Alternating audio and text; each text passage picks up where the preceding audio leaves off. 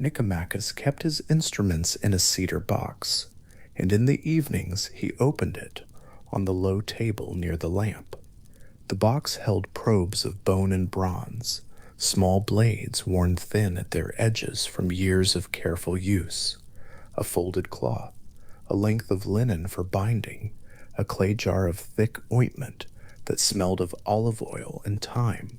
He arranged these things with a particular deliberateness, each item set at the same angle, the same distance from the next, not from ritual, but from the habit of a man who had learned that precision before the work made the work itself go better.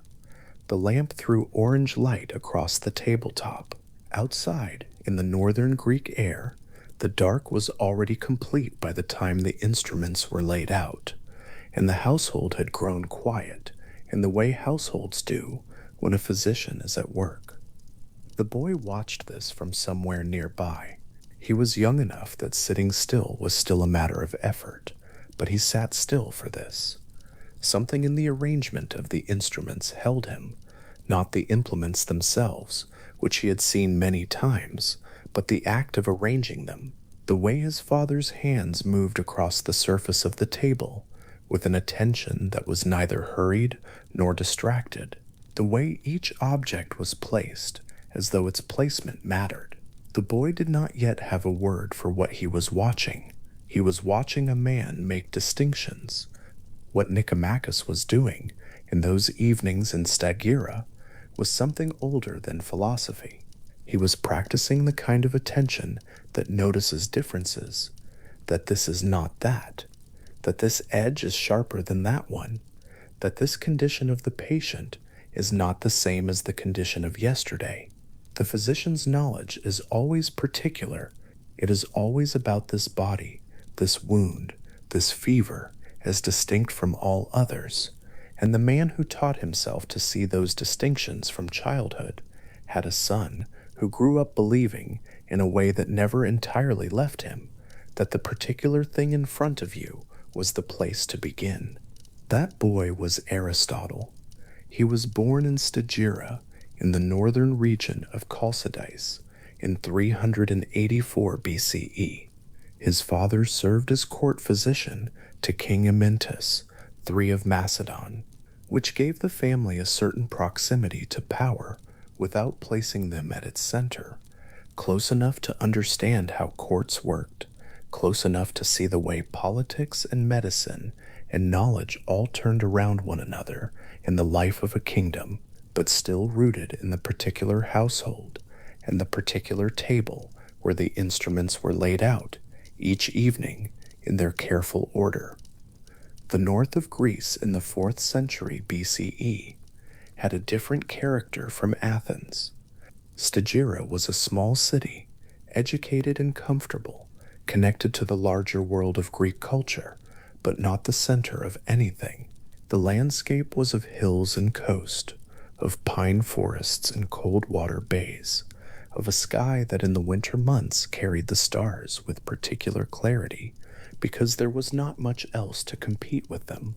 A child who grew up there with a physician for a father would have learned early that the world was full of things worth distinguishing from one another, plants and animals, diseases and remedies, patients who would recover and patients who would not, and that the work of distinguishing was never finished, because the world was always producing more variety than any single mind could fully catalog. This early orientation, this inherited habit of attending carefully to the particular, would eventually separate Aristotle from nearly every philosophical predecessor he encountered. It would set him at productive odds with his teacher, whom he loved and followed for nearly 20 years. It would send him at a crucial moment in his life to the edge of the sea with a notebook, watching the behavior of creatures most other philosophers would not have thought worth their time. It was not in the early years at Stagira a philosophical method. It was simply the way things were done in the household where he grew up. The lamp, the cedar box, the careful hands moving across the surface of the table, the boy watching. In 367 BCE, When Aristotle was 17 years old, he left Stagira for Athens. The road from the north to Athens was long enough, and the city large enough when he arrived, that the journey must have had the quality of entering a different world. Athens in the middle of the 4th century was not at the peak of its political power. The defeat of the Peloponnesian War was a generation behind it, and the city had not fully recovered the confidence of the previous century, but it was still the philosophical center of the Greek-speaking world, and the academy that Plato had founded in the early 380 press was, by the time Aristotle walked through its gates, the most significant intellectual institution in the ancient Mediterranean. The academy stood outside the city walls in a grove of olive trees. The trees were old enough by the 360 Esri that they cast long shadows in the morning, the shadows falling across paths where students walked and argued, across stone surfaces worn smooth by generations of feet. The air in that grove had something in it that Aristotle would not have encountered in Stagira, the particular quality of a place where thinking was the primary and acknowledged work, where the conversations happening along the paths were not incidental to whatever else the day held, but were the thing itself, the whole point of being there. Plato was 60 years old when Aristotle arrived. He had already written most of the great dialogues, the Republic, the Phaedo, the Symposium, the Meno, and had thought his way through the arguments for which he would be remembered. But he was not a figure sealed inside his own achievement. He was still working, still refining, still attending to the arguments that arrived in the middle of the night and demanded revision. The older students knew him well enough to sense when the thinking was going badly and when it was going well, and Aristotle, arriving young and attentive, and from a household where careful observation was the norm, entered a community that had built its life around a shared belief that the most important human activity was the attempt to understand. Plato would eventually call him the mind of the school. The phrase carried warmth and something else, a recognition that what Aristotle was doing inside the Platonic tradition was not simple discipleship. He had come to learn, and he did learn, genuinely and with full absorption. He absorbed the forms of argument that Platonic dialectic produced. He absorbed the seriousness with which his teacher treated the question of what genuinely existed, what genuinely mattered, what a soul was, and what happened to it, and what it was for.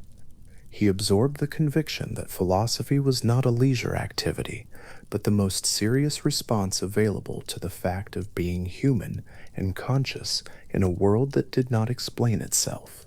But there was already, even in those early years, a temperamental difference that could not be wished away. Plato's philosophical instincts ran upward, toward the universal, toward the form that persisted behind all the particular instances of a beautiful thing, or a just action, or a triangle drawn in sand. For Plato, the particular was always somewhat diminished, a copy, an approximation, a shadow cast on the cave wall by the real thing, which existed elsewhere, at a level of being more fundamental and more true than the sensory world. The particular bronze statue was less real than the form of beauty it imperfectly embodied. The particular just action was less fully real than the form of justice it tried and failed to fully instantiate. Aristotle never entirely accepted this. The boy who had watched his father's hands move over particular objects on a particular table was not going to find it easy to believe that the particular was the least real thing in the room. His instinct ran in the opposite direction, toward the thing itself, toward the individual existent, toward the bronze statue or the oak tree or the specific patient with the specific fever, not as diminished instances of something more real elsewhere, but as the primary reality, the place where philosophy had to begin, and the place it could never afford to leave entirely behind. This tension was not, in those academy years, a crisis. Both thinker and student were too philosophically serious to allow the difference to become merely personal, and the tradition of Socratic argument that Plato had inherited and transformed was capacious enough to hold significant disagreement within a shared framework of inquiry. Aristotle remained at the academy for nearly 20 years. He taught there, he wrote there, he thought his way through the questions that would eventually become his own systematic philosophy in the context of a community that remained, for all its internal arguments, the most sustained attempt the ancient world had yet made to take the act of thinking seriously. Plato died in 347 BCE. Aristotle was 37 years old. The death of a teacher is a particular kind of event in a philosophical life. It is not only the loss of a person, it is the removal of the steady counterweight against which one's own thinking has been measuring itself for years.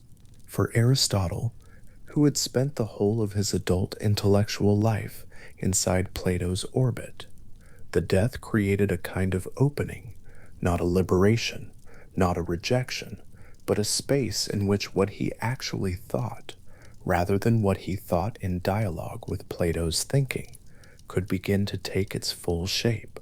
He left Athens. The specific reasons are not entirely clear. There may have been a question about the leadership of the academy, which passed not to Aristotle but to Speusippus, Plato's nephew, but the departure took him first to Assos, on the coast of what is now northwestern Turkey, where a former student of the academy named Hermias had established a small philosophical community. Aristotle stayed there for 3 years. He married Pythias, Hermias's niece. He continued to think and write, and then, around 345 BCE, he went to the island of Lesbos. The island was not far from Assos, a short crossing in good weather, but it was a different kind of place. The lagoon at Pyrrha, on the southern side of the island, was rich with marine life.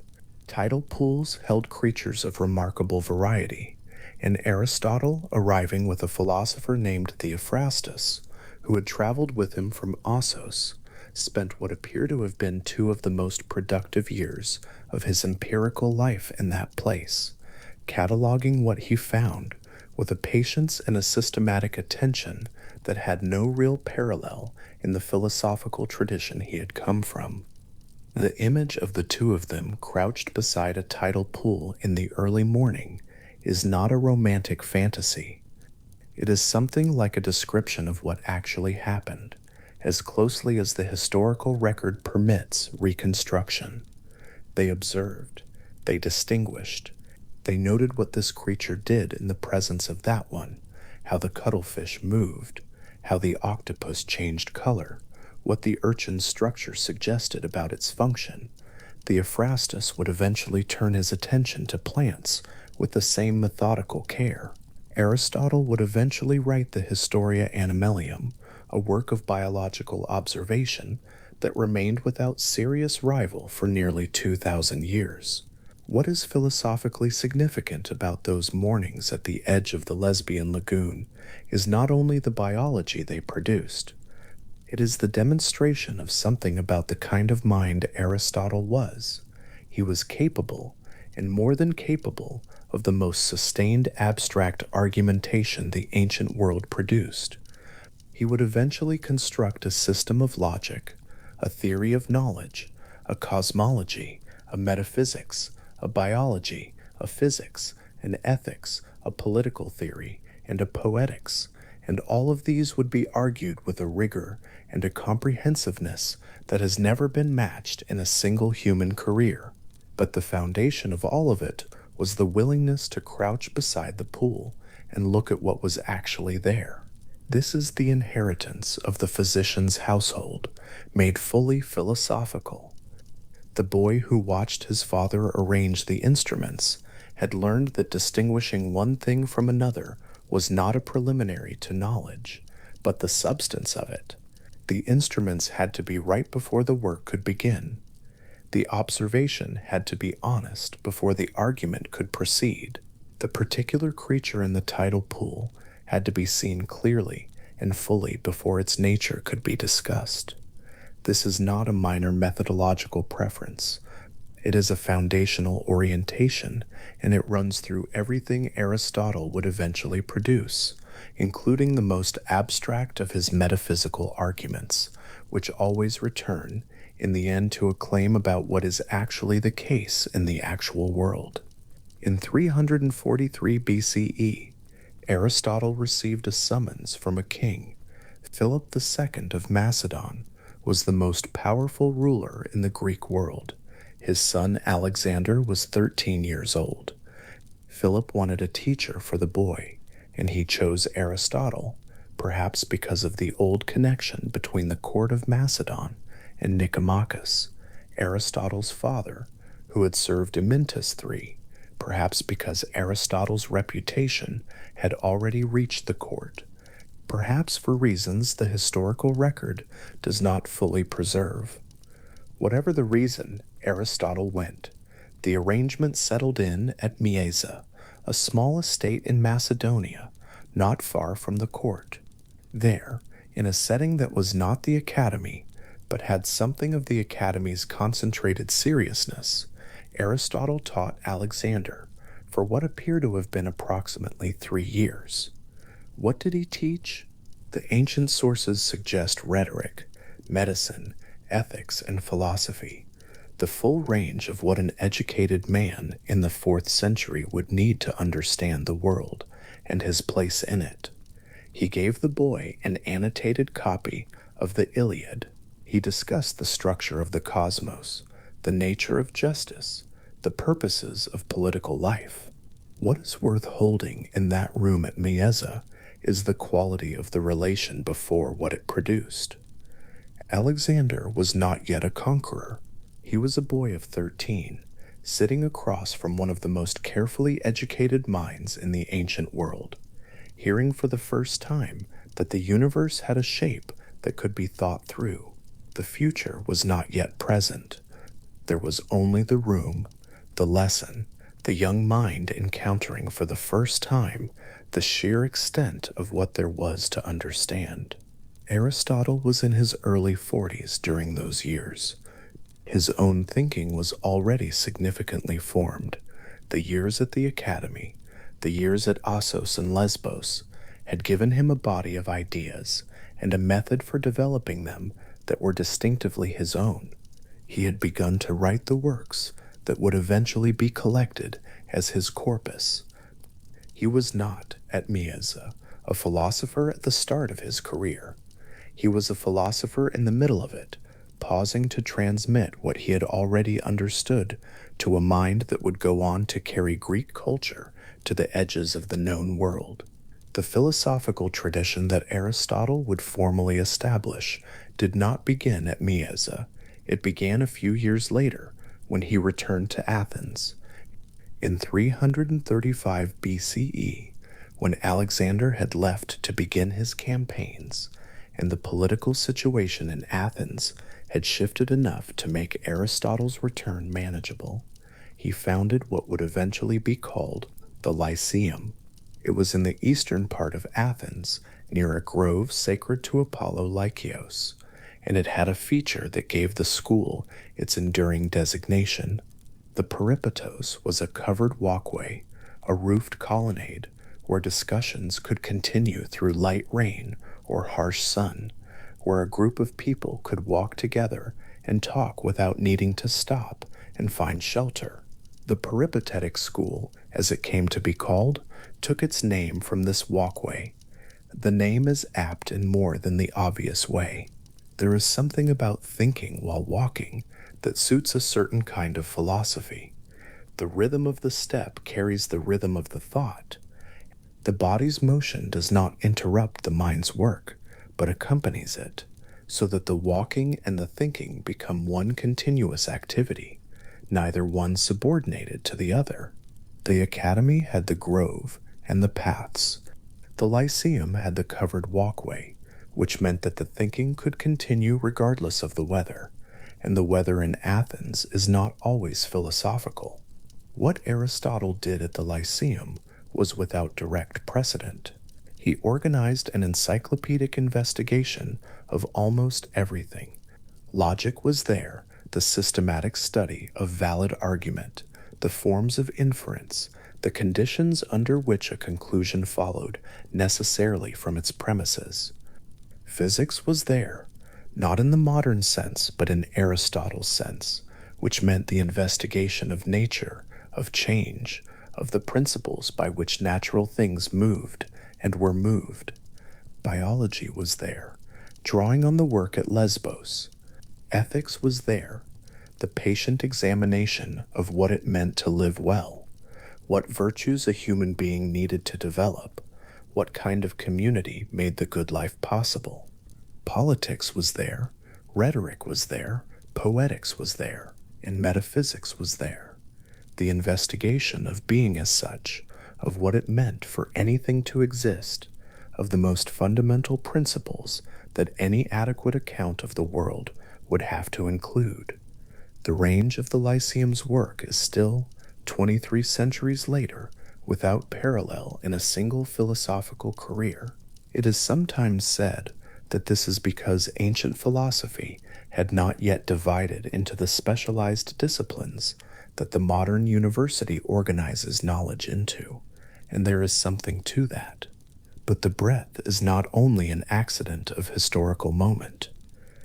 It reflects a genuine philosophical conviction that Aristotle held throughout his life, that the natural world was not a collection of separate phenomena requiring separate methods of investigation, but a unified thing, and that a philosophy that did not account for the whole of it was a philosophy that had stopped too soon. This was the peripatetic program. It was philosophy as comprehensive investigation, not as retreat. It was philosophy that treated the world as the subject, not as an obstacle.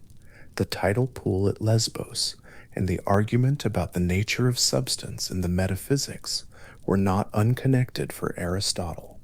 They were parts of the same inquiry, conducted at different levels of abstraction, both of them requiring the same fundamental discipline, the willingness to look at what is actually there before saying what it must be. The years at the Lyceum were the years of the great works. The volumes on logic, later gathered as the Organon, the Physics, the De Anima, the Nicomachean Ethics, the Politics, the Metaphysics. These works were not polished literary productions. Many of them have the quality of notes or lectures written for an audience that was already engaged in the questions, rather than for a general reader who needed to be brought to them. They are dense in ways that reward sustained attention, but do not yield easily to a first encounter. They have been read, disputed, adapted, and argued with for 23 centuries, and there is still no settled consensus about what some of the most important passages mean. But the Lyceum in Aristotle's time was not the site of a solitary scholarly project. It was a community. Students came from across the Greek world. Theophrastus was there, the companion of the Lesbian shore, eventually to succeed Aristotle as the school's leader. Others came and went, carried away by the specific quality of intellectual life that the covered walkway and its daily discussions had produced. The peripatetic tradition was from the beginning a tradition of multiple voices, of argument that moved because the people engaged in it were genuinely uncertain about the outcome. Aristotle walked the peripatos in the afternoon light. The covered colonnade ran along one side of the Lyceum's grounds, and the afternoon was when the light came through it at the right angle to cast long, ordered shadows across the stone floor. The geometry of the walkway was simple. Columns, roof, the long horizontal line of the covered passage, but in afternoon light it took on a different quality, each column casting its shadow precisely parallel to the next.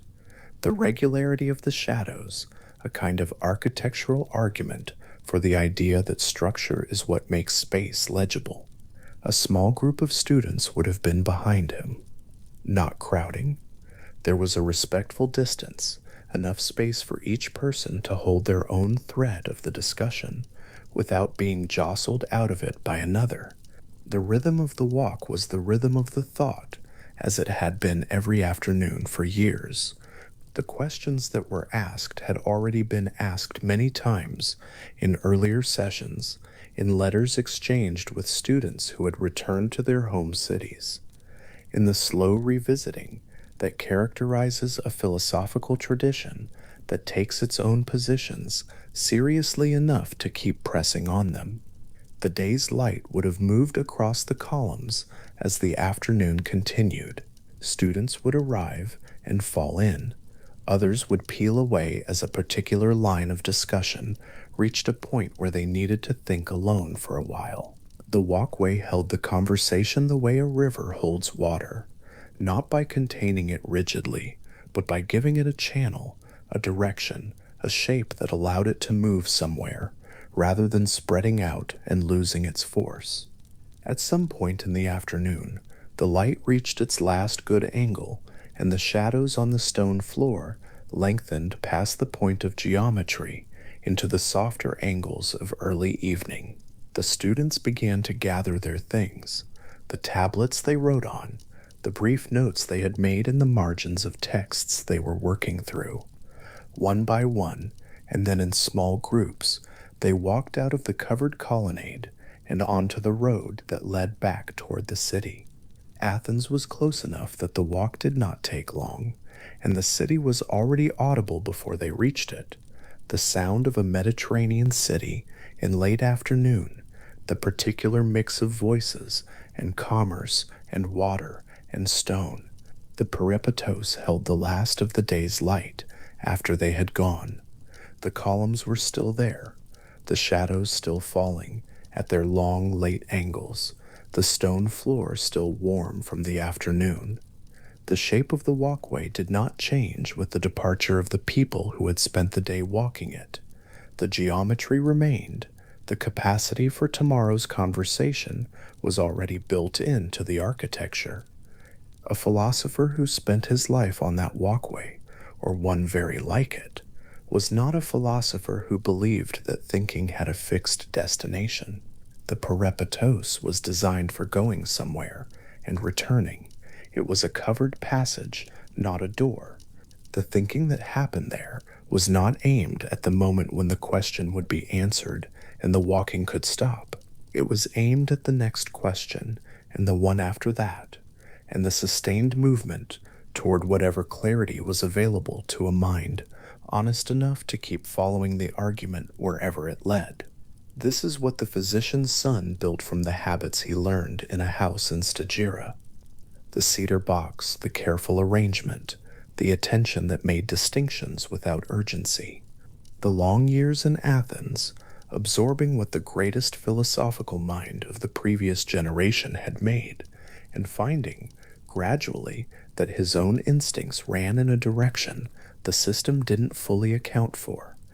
The mornings at the tidal pool on Lesbos, where the patience to look at a small thing clearly was practiced until it became the natural way of encountering everything. The room at Mysa where a boy who would change the political map of the world sat and listened to a description of the structure of things. The covered walkway where the daily work of the school was carried forward in the rhythm of feet on stone. The program the Lyceum represented was not a retreat from the world, but an investigation of it, comprehensive, patient, unhurried, convinced that everything that existed was worth the effort of understanding, and that the effort, properly made, was itself a form of flourishing. The last students on the road to Athens were small in the distance now. The city received them the way it had received everyone who came down that road, at the end of a day's thinking, without particular ceremony, with the ordinary noise and light of a city that had other concerns than philosophy, though it had always had philosophy too, as one of the things it made and exported and was made by. The walkway at the Lyceum stood in the dusk light, ordered and quiet. Tomorrow the same walk would begin again, the same covered geometry receiving the afternoon, the same small groups forming and dissolving in the rhythm of questions that could be followed, but not closed. The peripatos did not require a destination. It required only the willingness to keep going, to take the next step in the argument, and then the next, to follow the thinking wherever it led through whatever light was available, without urgency, without the expectation that the walking would one day be finished. A life of inquiry, like the walkway itself, moved not toward an ending, but along an ongoing line, each day's thinking connected to the last, and pointing forward toward the next, the whole of it shaped less like an arrival and more like the long continuous motion of something that has found its proper form and intends, for as long as it lasts, to keep moving. Aristotle held the object in both hands, turning it slowly. It was a small bronze figure, a household thing, worn at the edges where fingers had touched it over years, and he turned it in the light from the colonnade windows while the students settled into their places along the benches. The room smelled of warm stone and the faint cedar of scroll cases. He did not speak immediately. He simply held the figure up, let the light find it, and then asked, in the same tone he might have used to ask the time of day, what exactly they were looking at when they said they saw one thing. The students were quiet. Some of them looked at one another. It seemed at first like the kind of question that had an obvious answer. They were looking at bronze. They were looking at a figure. They were looking at a small, heavy object the teacher was holding with both hands in front of them. But the silence stretched, and in the stretching of it, the question opened up. One thing, he had said. They were looking at one thing, and the more carefully that phrase was considered, the less obvious it became that one was the right number. There is a way of asking what a thing is that leads immediately into difficulty. Not into despair or confusion, but into the particular kind of difficulty that is actually the beginning of clarity. The way a tangled thread, once its central knot is found, can be drawn apart without force and laid out in its true length. Aristotle had been living with that kind of difficulty for the whole of his thinking life, and the bronze figure in his hands was one way of finding the knot. What the students were looking at, he would suggest, was a composite. Not two things, but a single thing understood along two dimensions that were genuinely distinct, even though they never appeared separately. There was the bronze itself, the dense reddish-yellow material substance that had a particular weight when lifted and a particular temperature when touched, and that would still be bronze if someone melted it down and cast it into a different shape entirely. And there was the figure, the organized arrangement of that bronze into the specific proportions and contours that made it recognizable as the thing it was, the shape that a sculptor had imposed on formless material, and that gave the bronze its identity as this particular object rather than a lump. The bronze alone was not the figure, the shape alone was not the bronze, but the figure was the bronze shaped, and the bronze was the figure's matter, and neither without the other was the thing the students had been looking at. He set the object down on the low table in front of him. The sound it made against the stone was brief and clean, like a thought arriving. The doctrine that Aristotle was moving toward in rooms like this, and in the long walks through the peripatos where the afternoon light fell in columns through the colonnade, went by a name that his later readers would coin for it, though he himself described the idea in different ways at different times. The word is formed from two Greek roots, one for matter, one for form, and what it points to is the view that every physical thing in the world is a compound of both, that matter without form is pure indeterminate potential, and that form without matter is an abstraction, something the mind can hold separately, but the world never presents separately. A sculptor's clay before any hand has touched it is matter awaiting form. A geometrical circle inscribed on nothing is form awaiting matter. The clay pot that comes into being when the potter works the wheel is the meeting of the two, and it is only at that meeting that anything actually exists. This seems straightforward, and in a sense it is, but the implications of it run deeper than they first appear. Consider what it means for change. When the sculptor presses his thumbs into the clay, working slowly, the material yielding under that patient pressure, the first rough suggestion of a form beginning to emerge from what was a moment ago, undifferentiated, something is happening that is philosophically strange if considered carefully. The clay is changing. What it is becoming is different from what it was. And yet it is the same clay throughout, the same specific lump of material with the same weight and texture.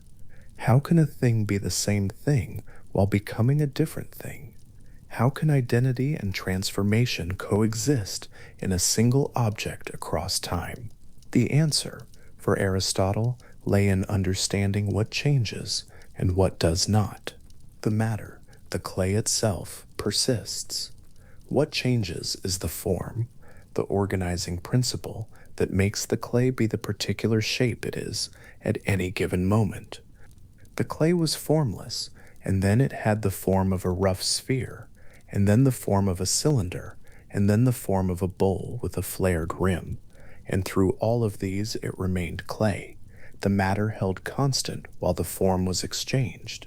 And this is how things can genuinely change, through the replacement of one form by another in the same persisting matter, without becoming simply different things, with no connection to what they were before. Transformation is real. Continuity is also real. The hylomorphic framework makes room for both at the same time, not by denying either, but by distributing them across the two aspects of every composite substance. A seed rests in winter soil. The soil around it is cold and dark.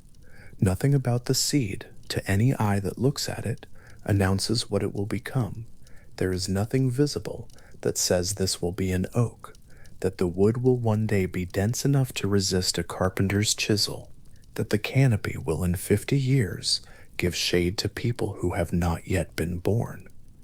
And yet the oak is there, in some sense, not actually, not yet realized, but not simply absent either. What the seed carries is the potential for oak, the full formal nature of the species, waiting in the biological organization of that small, still thing. And the gap between what the seed is now and what it will become is the gap that growth will close, given time and water and light, and the particular kind of soil the oak requires. Aristotle thought about seeds. He thought about embryos. He spent years on Lesbos cataloging the development of creatures from their earliest forms, watching the stages through which a developing organism passes on its way from potential to actual, and the observations shaped the philosophy as much as the philosophy shaped the observations. What he found was that the living world was full of things that were genuinely oriented towards something they had not yet become, oriented not by an external force pushing them, but by an internal principle that was the source of the orientation. The acorn does not become an oak because something outside it shoves it toward oakness. It becomes an oak because oakness is in some philosophical sense what it is for, the end toward which its biological nature is directed, the specific form that represents the full actualization of the potential it already carries. This is not metaphor.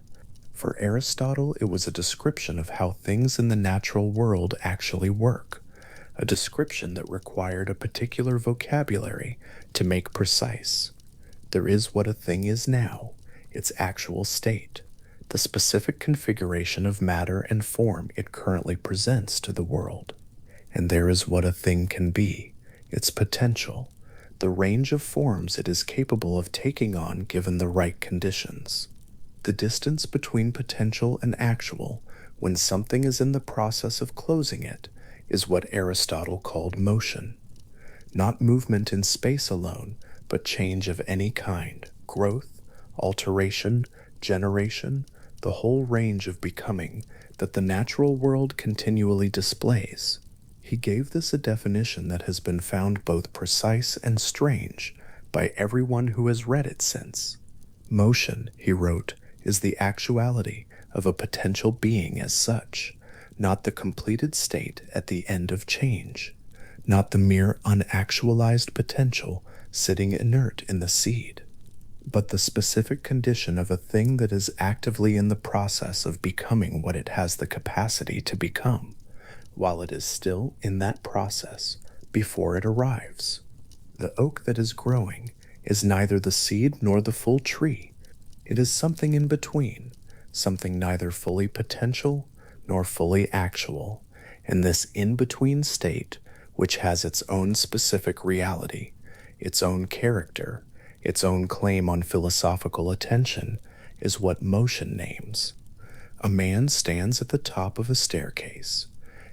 Below him is the ground floor he has left. Above him, at the end of the ascending steps, is the upper room he has not yet entered. He is neither where he was, nor where he is going, and this is not a trivial observation. This state of being part way, of having left one place and not yet arrived at another, is not a deficient state, not a failure to be either at the bottom or the top.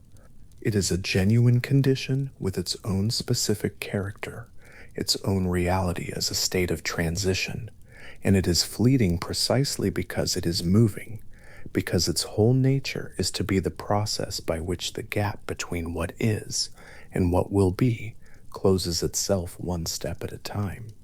The man on the stairs is in the most literal sense the actuality of a potential being as such. This way of understanding motion is exact enough to be philosophically useful, but the philosophical utility extends further than the definition alone, because if everything that moves is moving from a potential state toward an actual one, then motion always involves something being brought to actuality that was not actual before. The seed does not actualize itself. It requires sunlight and water, conditions external to it, that contribute to the actualization of what it carries. The clay does not form itself.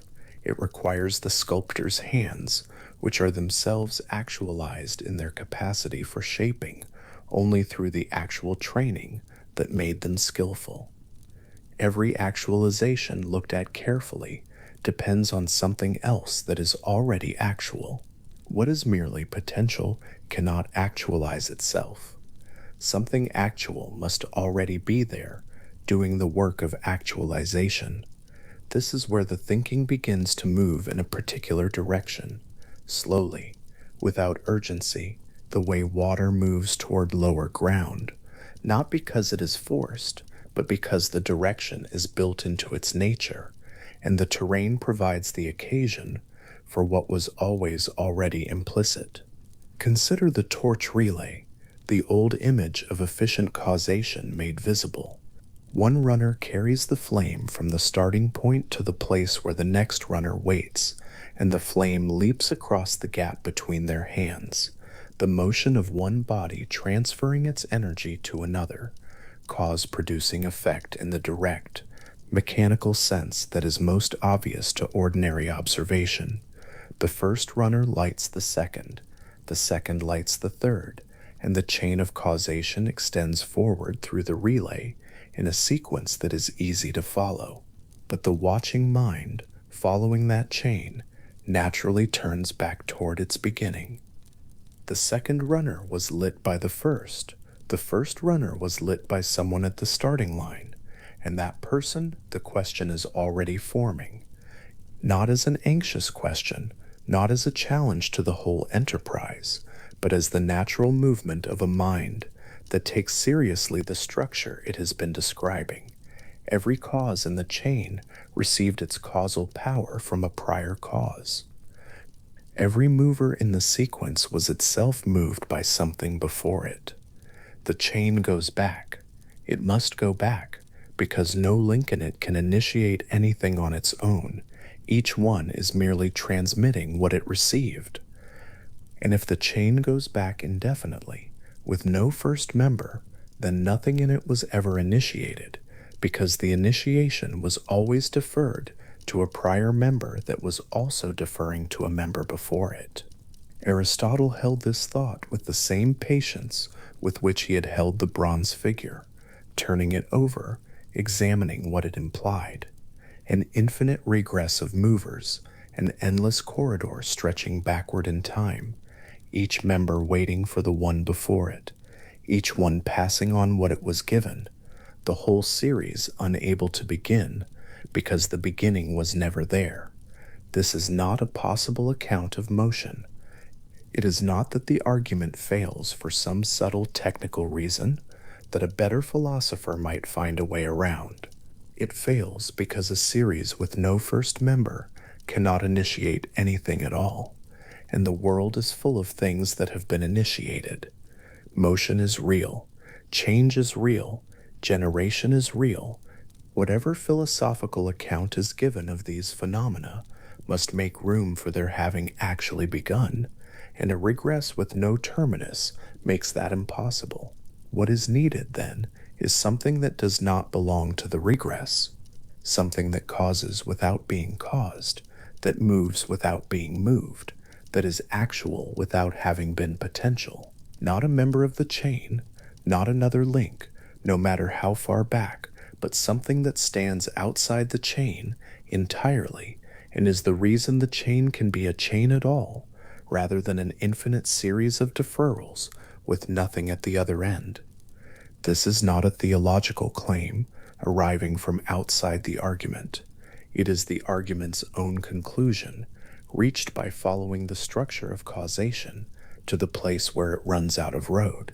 The logic does not ask the listener to believe anything prior to the argument. It asks only for the premise that motion is real, that potentiality requires actuality to actualize it, and that an infinite regress cannot serve as the explanation for something that is actually happening. From these, from what is observable, and from what the structure of explanation requires, the conclusion follows with the calm necessity of water finding its level, and yet the conclusion does not arrive with the pressure of a demonstration. It arrives with the quality of a recognition, the sense of finding, at the end of a long and careful path, something that was implied all along by where the path began. A still center, a cause that is not itself an effect, something whose whole nature is to be what it is without any prior condition having made it so. Before the name can be given to this thing, or its nature described in more than outline, it is worth staying for a moment with the four dimensions of explanation that Aristotle had developed to make sense of the natural world's structure. He had found, working through the accounts his predecessors had given of change and generation, that each of them seized on one aspect of explanation and treated it as if it were the whole story, as if by naming the material out of which things are made, or the form things take, real agent that brings them about, the explanation was complete. It was not complete. A full account of any natural phenomenon required attention to all four of the explanatory dimensions he called causes, not causes in the modern sense of efficient, triggering events, but answers to different forms of the question why. Why is this a bronze figure? Because it is made of bronze, the material cause, the stuff out of which it is composed. Because it has the organized form of a human figure, the formal cause, the organizing principle that makes it what it is, rather than something else. Because a sculptor worked the metal with tools over a period of days, the efficient cause, the agent whose activity brought the figure into being from what was not yet a figure. And because the sculptor or the patron who commissioned it intended it to serve some purpose, dedication in a temple, commemoration of a victory, beautification of a household, the final cause, the end or function toward which the whole process of making was directed. These four dimensions of explanation are not four separate theories competing with one another. They are four different angles on a single thing, each revealing something the others do not, each necessary for a full account of why the thing is, as it is, and not otherwise. And the most philosophically fertile of the four, the one that most clearly distinguishes Aristotle's universe from the universe described by the mechanistic thinkers who came before and after him, is the last one, the final cause, the telos. A river stone worn smooth by water carries in its shape the history of the current that shaped it, and the 1,000 years of friction by which the current worked. The material cause is the composition of the stone. The efficient cause is the water, the repeated mechanical action of moving fluid against stationary mineral. The formal cause is the specific smooth ovoid shape that the friction has produced. But the final cause, the end toward which the whole process tends, is not something the stone chose, and not something the water chose, and yet it is there. The smoothness is the natural outcome of the process, the form toward which materials of this composition, under forces of this kind, tend when given sufficient time. The telos is real even when no mind intended it. The natural world tends toward the actualization of specific forms, and this tendency is not imposed from outside, but native to the materials and processes themselves. This is the sense in which Aristotle's universe is not simply pushed from behind. It is also pulled from in front, drawn toward the actualization of the forms that are latent in its materials and processes, the way a river is drawn toward the sea, not because something is pushing it, but because the sea is the natural end of the direction the river is already going. Final causation does not require a planner. It requires only that natural things have natures, that natures have ends, that the universe is not indifferent to which of its possible states it moves toward, but is, in some deep structural sense, oriented. And orientation requires something to be oriented toward. The four causes are not yet the unmoved mover, but they prepare the ground for it. They establish that the universe runs on more than efficient causation, that attraction and orientation are real features of natural processes, and not merely useful fictions the mind imposes on a blind mechanical sequence. If the world is genuinely oriented, if natural things genuinely tend toward their actualization, if the cosmos is not simply a series of prior causes producing effects that produce further effects without direction, then there is a sense in which the whole of nature is drawn forward by what it is moving toward, not only pushed along by what it has left behind. A thing that is fully actual, that has no unrealized potential, that is entirely and completely what it is without remainder, would be the kind of thing that nothing else needs to push or pull it, because there is nowhere it needs to go, and nothing it needs to become. It would simply be, in a way that things with potentiality are not simply, and such a thing would be, precisely because of its completeness and its perfect actuality, the natural object toward which everything oriented toward completion would be drawn, not because it reaches out and draws them, but because what is complete exerts, by being complete, an attraction on what is not yet complete, the way warmth is not reaching toward the cold thing, but the cold thing is drawn toward the warmth, the attraction, all on one side, the cause of motion residing entirely in the thing that does not itself move. The thought opens slowly. It does not demand immediate comprehension. It asks only that the mind follow its structure without hurry, the way a hand trails through water and feels, without needing to analyze the resistance and the flow. What the argument is moving toward is the recognition that behind all the motion and change and growth and generation and decay that fill the world with their restless, varied, overlapping becoming, there must be something that is not any of those things. Not because the world's motion is an illusion that needs to be replaced by something more real. The motion is real, the growth is real, the change is genuine, but behind all of it, making all of it possible, grounding the whole endless process of actualization in something that is already and always actual, there must be a first term that is not waiting to be actualized, not drawing on a prior cause for its causal power, not moving from what it might be toward what it is, something that simply is. Aristotle was not the first to reach for this conclusion, nor would he be the last, but he reached for it with greater precision than any thinker before him, and the precision matters because it determines what the conclusion actually says and what it does not say, what it explains and what it leaves unexplained, where the argument reaches and where, at its honest edge, it stops. The corridor of infinite movers stretches out in the mind's eye, each one in its place, each one waiting, each one capable of transmitting, but not of initiating. The corridor has no end in that direction. It goes back and back and back without arriving anywhere, without finding the room where the motion began, without uncovering the moment of first actualization, because in an infinite regress, that moment never existed.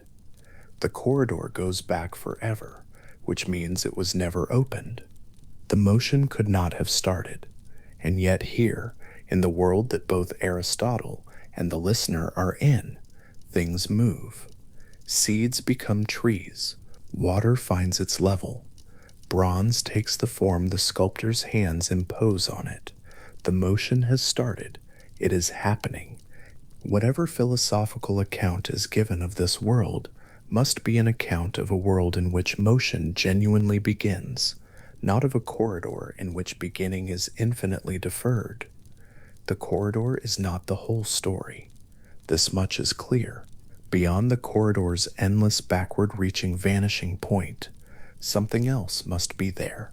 Not another mover, not another link, not another cause waiting for a cause before it, but something of a different kind entirely. Something that stands at the edge of the corridor, not as its first member, but as the reason the corridor can transmit anything at all. A source that does not receive from elsewhere because it requires nothing from elsewhere. A term that is not waiting for prior actualization because it is, wholly and entirely and without remainder, actual. The image of the corridor holds in the mind. The movers in it, stretching back without limit, each one unable to begin, each one requiring what the one before it has not received, the whole infinite series suspended in a kind of philosophical impossibility.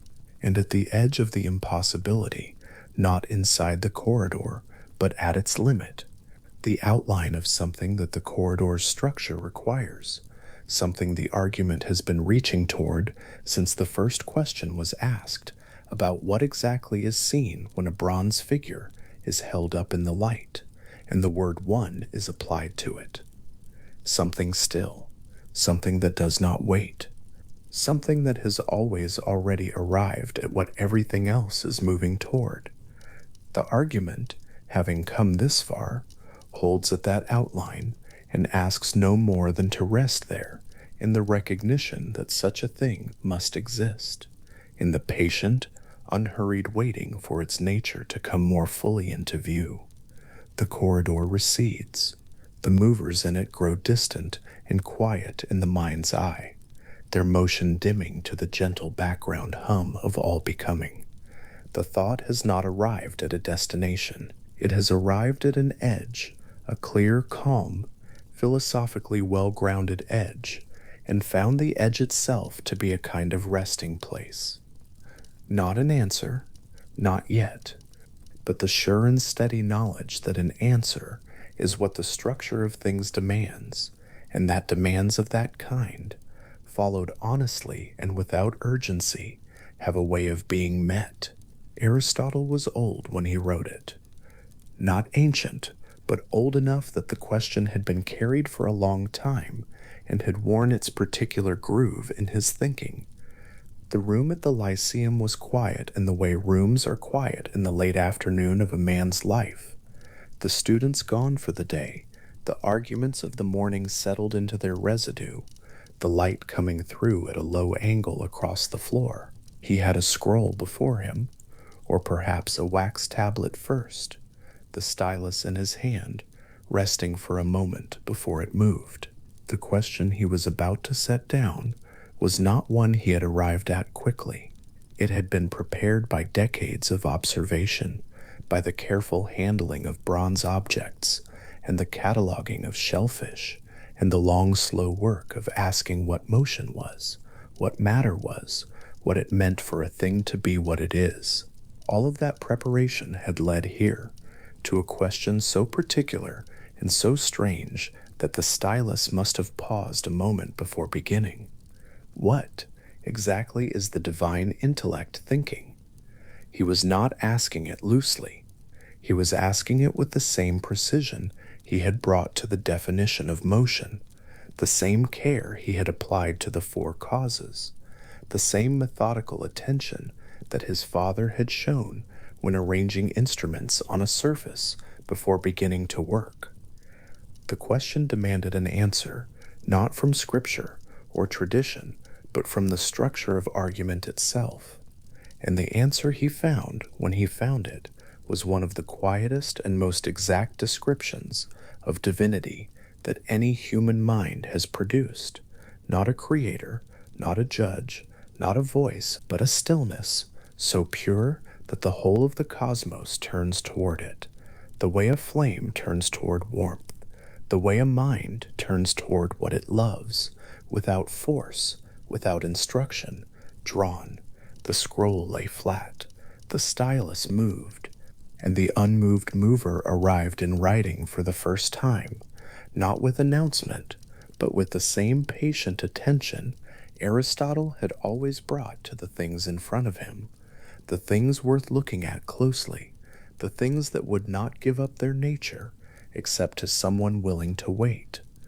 What Aristotle had concluded, by the time he sat down to write, was that the mover at the origin of all motion could not itself be moved. This was not an evasion, it was a consequence of the argument's own structure, followed honestly to its end. If every moving thing requires a mover, and that mover in turn requires a prior mover, the chain cannot go back forever. Not because the universe has not had enough time, not because the mathematics run out, but because an infinite chain of movers, each waiting for the one before it to act, could never have initiated anything at all.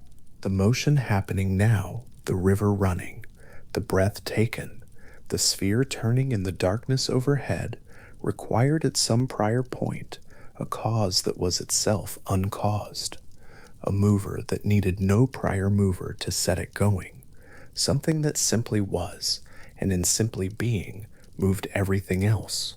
The question then becomes what such a thing could be, and this is where Aristotle's argument takes a turn that is philosophically exact, and once understood, deeply strange in the best sense of the word. The unmoved mover does not cause motion by pushing, it causes motion by being desired.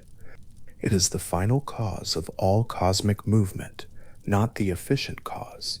The distinction matters enormously, and it can be felt before it is understood. A hand pushes a stone, and the stone rolls. The hand is the efficient cause, the agent that acts upon the object from outside and sets it moving by force. But a person sitting quietly in a room, may cause another person across the room to lean toward them, not by pushing, not by any physical act, simply by being what they are. The cause is attraction. The cause is orientation. The beloved does not act. The beloved exists, and the lover moves. Aristotle had this image clearly in mind. He wrote that the unmoved mover moves the cosmos the way an object of love moves the one who loves it. The first mover moves as being loved, while other things move by being moved. The cosmos turns toward the unmoved mover. The cosmos is always, in a sense, leaning, and the unmoved mover does not notice, does not respond, does not reach back. It simply is what it is, and that is enough to hold everything in motion. There is a flame on a still night, burning at the center of an open space. The moths come. The shadows arrange themselves around the light. Anyone who enters the space finds their attention gathered toward the single point of brightness without choosing to gather it. The flame does nothing. It burns with the completeness of a thing that is entirely itself, and everything around it arranges itself according to that completeness. Aristotle's cosmos is arranged like this: the unmoved mover at its outer edge, not a place, not a body, not a point in space, but a condition, and the rest of existence oriented toward it, the outermost sphere turning in its perfect arc, the spheres below following, the sublunary world below them, changing and flowing in its more turbulent way, each level of the cosmos participating as best it can in the order that radiates, if radiates is even the right word, from the thing that holds still. The unmoved mover, Aristotle held, is pure actuality, not mostly actual, not nearly complete, pure, no unrealized capacity, no dormant potential, nothing held in reserve that might one day become something else. Every other thing in existence carries within it some dimension of what it could be, but is not yet. The seed is not yet the oak. The student is not yet the philosopher. The unlit lamp is not yet the source of light. Even the stars, composed of aether and moving in their perfect circles, are things whose motion is an approximation of perfection rather than perfection itself. They strive, in the way everything strives, toward an ideal they perpetually approach and never reach, but the unmoved mover contains no gap between what it is and what it could be. That gap simply does not exist. What it is all that it is, and that all is complete without remainder. To hold this idea carefully is to notice that it means the unmoved mover cannot change. Not that it chooses not to change, or that change would be difficult, but that change is not available to it in any form. Change requires a thing to move from one state to a different state, and that requires the second state to have been before the change merely potential. The unmoved mover has no potentials. It is not a thing that might become something, or that has already been something else. It is entirely what it is, permanently, necessarily, without the slightest tremor of becoming. This is not poverty. This is not a limitation. In Aristotle's thinking, it is the highest possible mode of existence, not despite the absence of change, but because of it. The restlessness that belongs to everything mutable is the restlessness of something that has not yet fully arrived at what it is. The unmoved mover has always already arrived. The activity of the unmoved mover, if it can be called activity at all, is thinking, specifically thinking that takes itself as its only object. Aristotle named this with careful philosophical economy, noesis noesios, thought thinking itself, the intellect in the act of attending to its own attending, not thinking about the world, not thinking about the cosmos it moves, not thinking about the human beings far below its sphere who study it and argue about its nature by lamplight. Its thinking is entirely self-contained, a loop of pure intellectual attention with no external object, no outward reach, no appetite for what is beyond itself, because there is nothing beyond itself that could add to what it already completely is. What does this mean in practice, or in the nearest thing to practice that a thought experiment can offer? There are moments in a human life when attention folds back on itself, not as a trick, not as an exercise, but as an event that happens when the mind becomes briefly and genuinely aware of its own awareness, not thinking about a problem, not remembering an afternoon, not planning tomorrow, but simply present to the fact of its own presence. These moments do not last. They are interrupted by the next thought, the next sensation, the next movement of the body or the world. They are available to human beings only in passing, only in glimpses, the way the eye can catch its own reflection in water for a second before the water moves. For Aristotle's unmoved mover, this moment is not a moment. It is not a passing state. It is the permanent and only condition, pure self-referential intellectual activity that never glances outward, never reaches for an object, never finds itself in the half-attending state that characterizes most of what minds do. It is attention that has nowhere to go, because where it already is everything. This is a strange kind of God. Aristotle knew it was strange. He was careful about the word. The unmoved mover is divine. In his account, the highest being, the most perfect thing, the summit of existence. But it is not a creator. The cosmos was not made. In Aristotle's cosmology, the universe is eternal, always has been, always will be. There was no moment before which nothing existed, and after which the unmoved mover spoke it into being. There is no speech, there is no speaking, there is only the eternal, motionless self-contemplation, and the eternal turning of everything else in response to it, a response that has also always been happening and will always go on happening, with no beginning and no end. Nor does the unmoved mover know the cosmos. This requires some sitting with the thing that causes all motion, that is the final cause of all orientation, that everything in existence is leaning toward. This thing has no knowledge of any of it. Its thought is directed entirely at itself. The stars turning above, the tides on the shore of Lesbos, the physician's son who grew up to ask this question, none of these are objects of the unmoved mover's attention. They are not ignored. Ignoring something requires first having noticed it and then looked away. The unmoved mover does not look away from the world. It never looked at the world at all. Its gaze, if gaze is even the right word, has never left itself. Why then would anything orient itself towards something that pays it no attention? Why would the cosmos turn toward a center that does not know it, turns? This is one of the places where the philosophy is most precise and most strange at once. The attraction is not reciprocal. The cosmos is not loved back. The unmoved mover does not extend toward the things below it. And yet the things below it are oriented toward it in the way that everything oriented toward perfection is oriented, not because the perfection reaches down, but because the imperfect reaches up.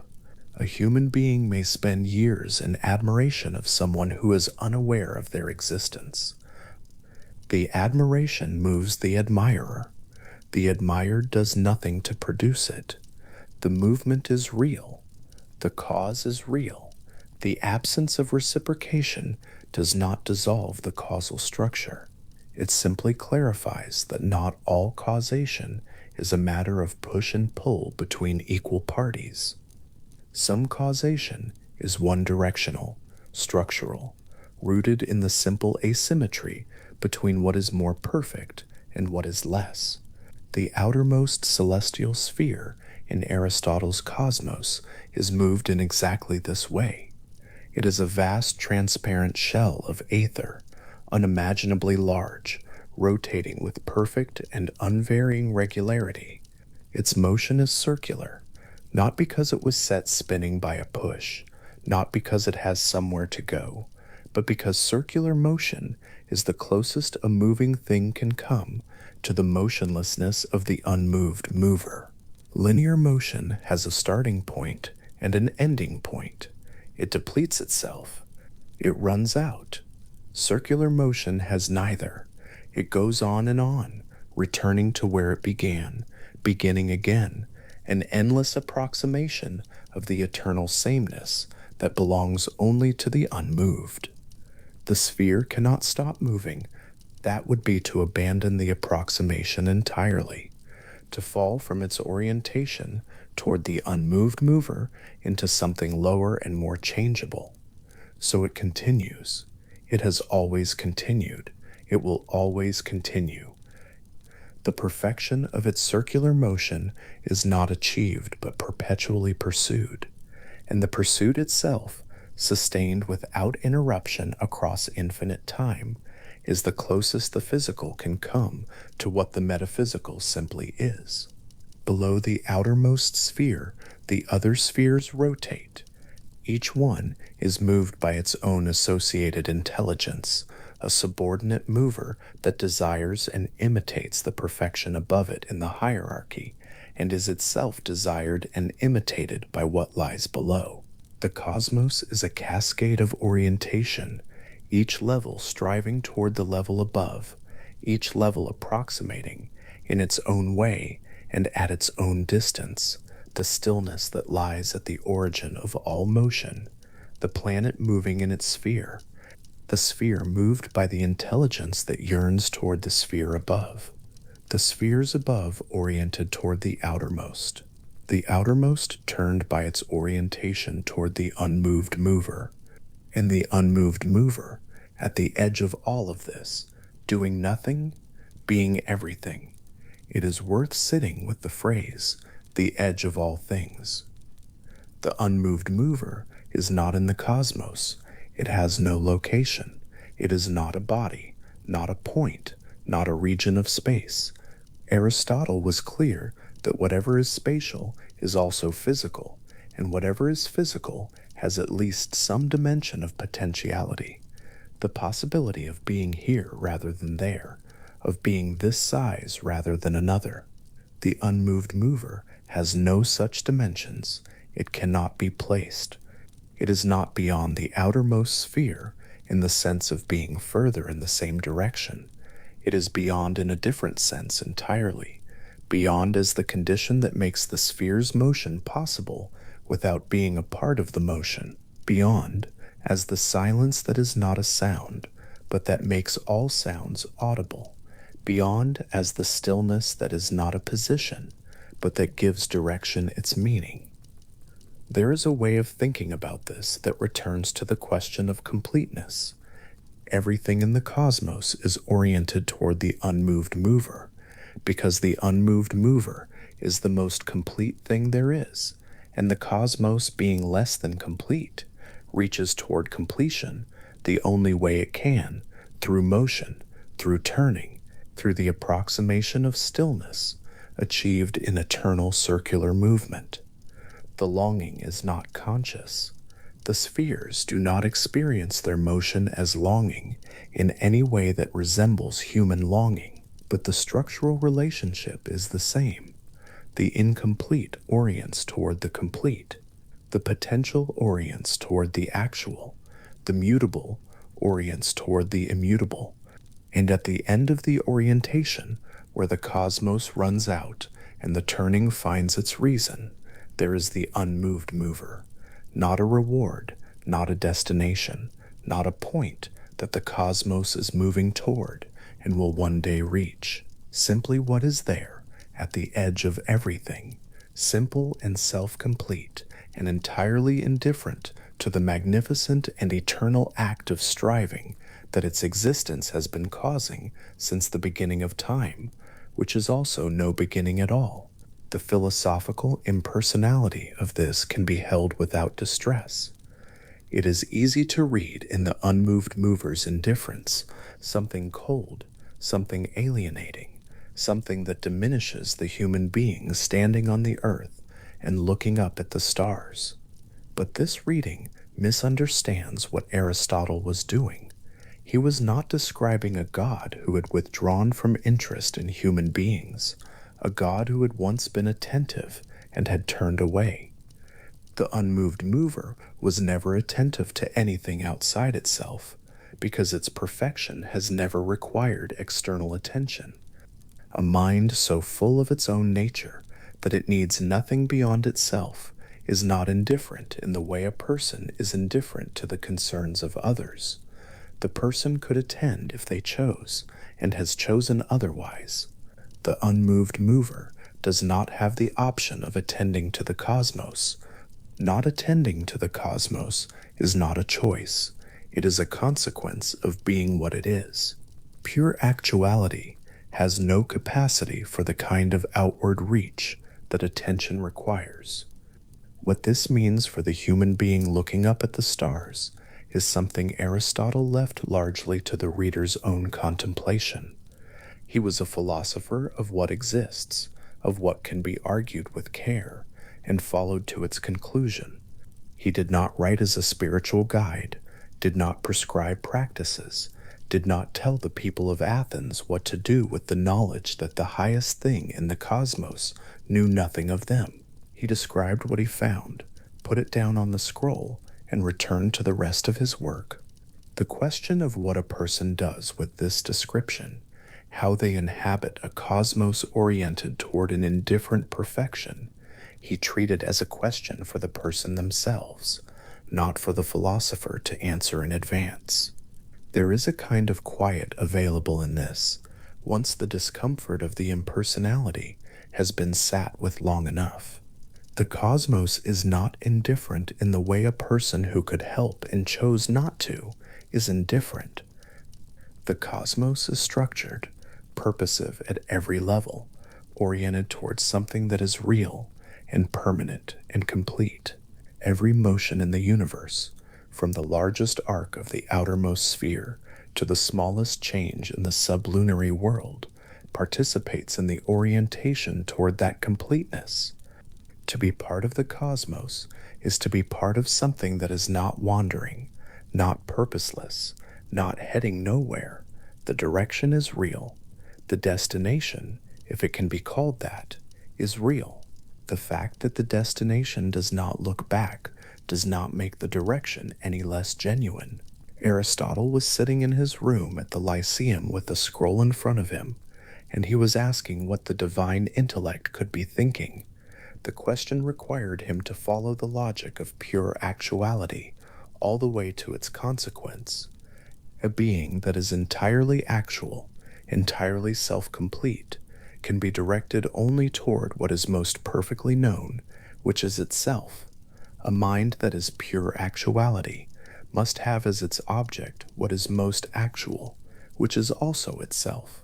The activity of such a mind is not a reaching outward, but a resting inward, a perfect and perpetual self-attending that requires no external material to sustain it, that does not diminish with use, that does not vary with time, that does not grow or decline or shift its focus. The scroll in front of him would eventually become one of the most read philosophical documents in the world. The passage in the 12th book of the work we call the Metaphysics, the book that later scholars would give the shorthand name lambda for its shape or its position, would be studied in schools across the Mediterranean, and later across the Arabic-speaking world, and later still in the universities of medieval Europe. But in the room where it was written, it was simply one man following an argument to its end, the stylus moving across the surface, the late light coming through at its angle, the unmoved mover being described for the first time in writing by someone who had prepared his whole life to do the describing. What holds the turning? The question is, older than Aristotle and did not end with him. It arrived in his work with the greatest philosophical precision it had yet received, but the question itself preceded the precision and has continued after it. There is something in the fact of motion, the river always running, the stars always turning, the breath always arriving and departing, that draws the human mind back to the question of origin, not origin in time, because Aristotle believed the cosmos had no beginning in time, and that the question of what came before the cosmos was not well formed. Origin in a deeper sense, origin as ground. What is it that supports all this motion, that holds it in existence, that provides the structure within which the turnings are possible at all? A stone dropped into still water sends its ripples out in widening circles, and the circles diminish as they go, and somewhere at the edge of the pond they become too faint to see. But the center where the stone entered is for a moment perfectly still, the place the motion began, which is also, briefly, the place motion has already finished. The cosmos is not a pond, and the unmoved mover is not a stone that dropped into it. But there is something in the image that carries one element of what Aristotle was describing, the still point from which all motion radiates, the center that holds not by containing the motion, but by being the reason the motion has the shape it has. The outermost sphere turns. It has always turned. It will always turn. Its turning is caused not by a push, but by an orientation, not by force, but by something that functions like love, the desire of the moving for the unmoved, the desire of the mutable for the eternal, the desire of the partially actual for the completely actual. The sphere cannot become the unmoved mover. Nothing can become the unmoved mover, because becoming is precisely what the unmoved mover lacks and the cosmos possesses.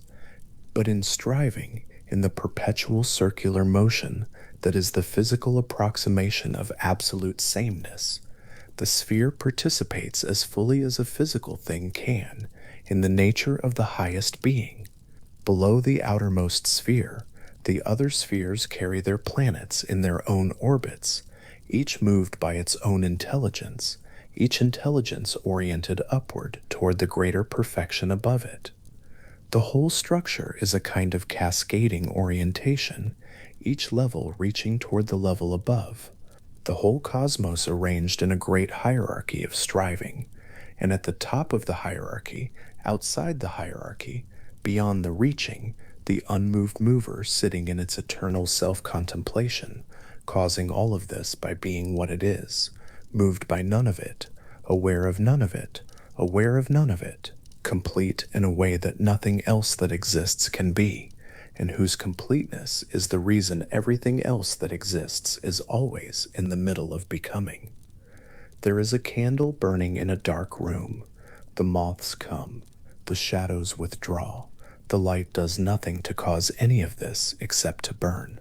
Burning is its whole activity, and from that single sufficient activity, the entire arrangement of the room, every shadow, every orientation, every moth follows. The candle does not plan this. The candle is not aware of it. The candle is simply the most complete thing in the room, in the relevant sense, the only source of what the room is organized around. And from that completeness, without any act of will or intention, the whole arrangement flows.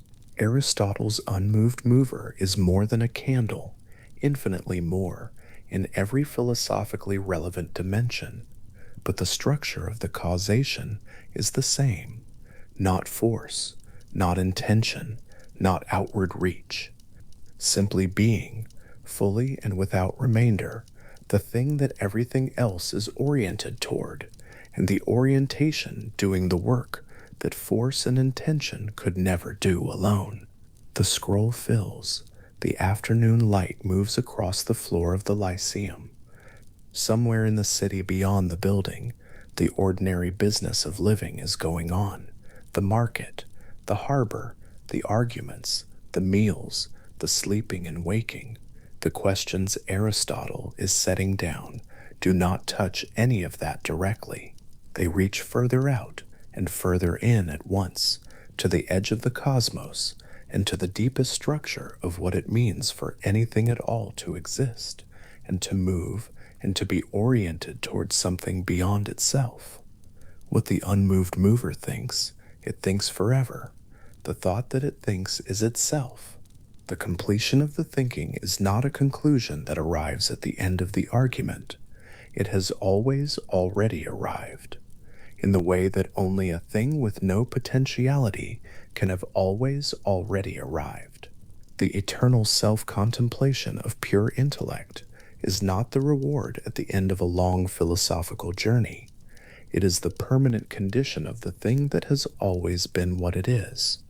And the philosophical journey is the human mind tracing the shape of that permanence from the outside, approaching it through argument and image and careful attention, the way the outermost sphere approaches its own version of the permanent through the only means available to a moving thing, which is to keep moving perfectly and without end.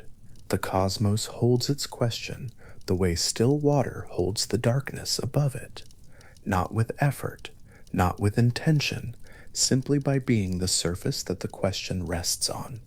Why is there motion at all? What holds the turning at its center? The turning does not resolve the question by turning. The question does not resolve itself by persisting.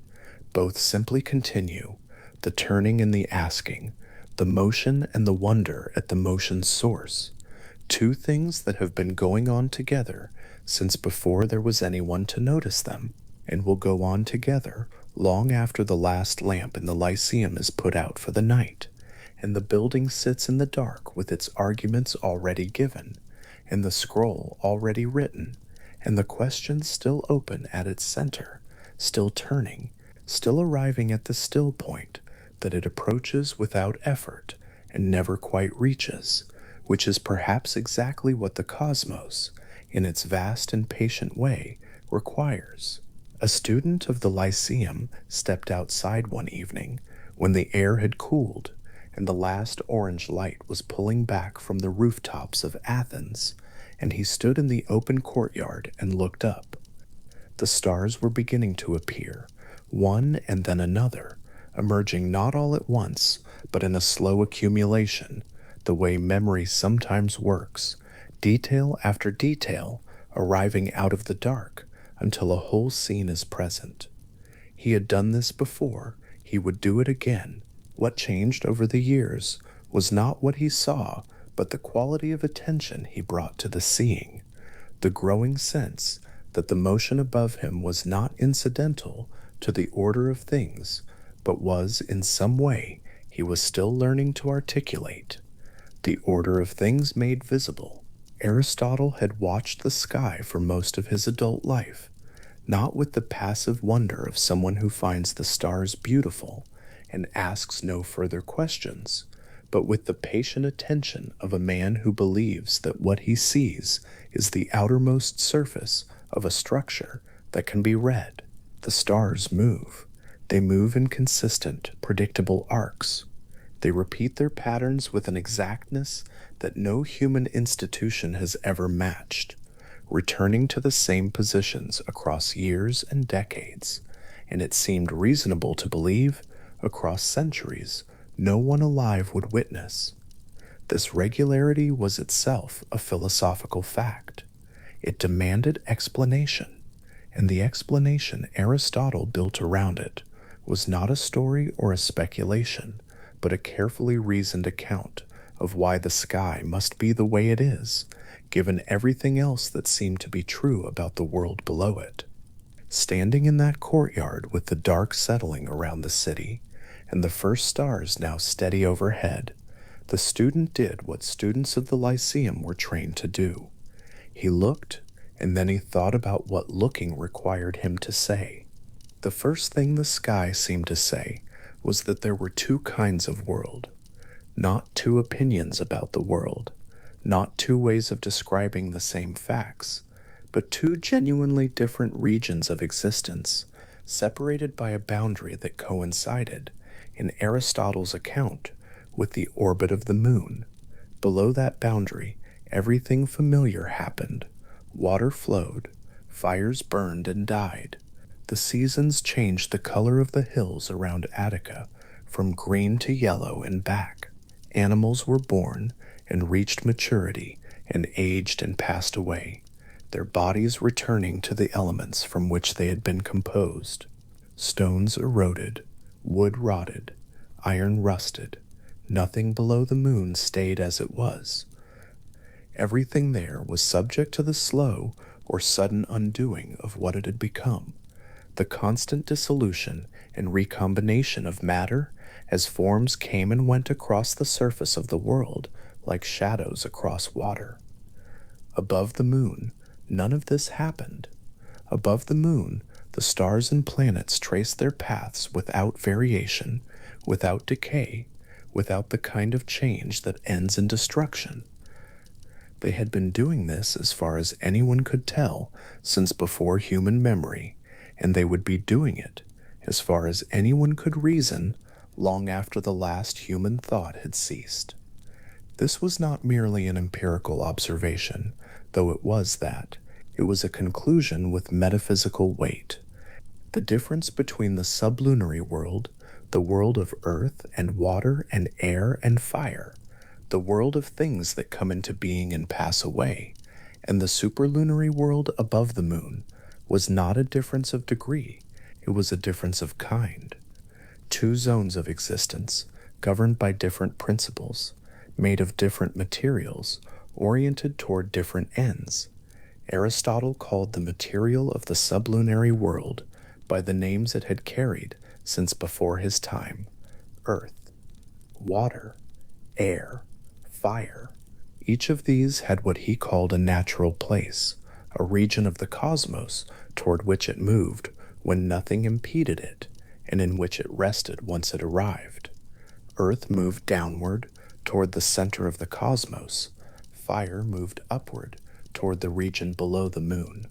Water and air occupied the middle zones in the order appropriate to their natures. This was not an arbitrary arrangement. It was a consequence of what each element was.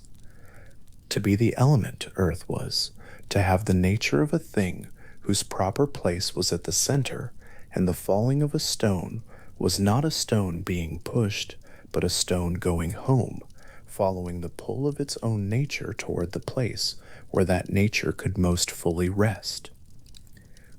Drop a stone into still water. Watch the ripples move outward from the point of entry in concentric rings, each ring a little wider and a little lower than the one before it, the disturbance traveling through the surface away from its source. The stone itself has already come to rest at the center.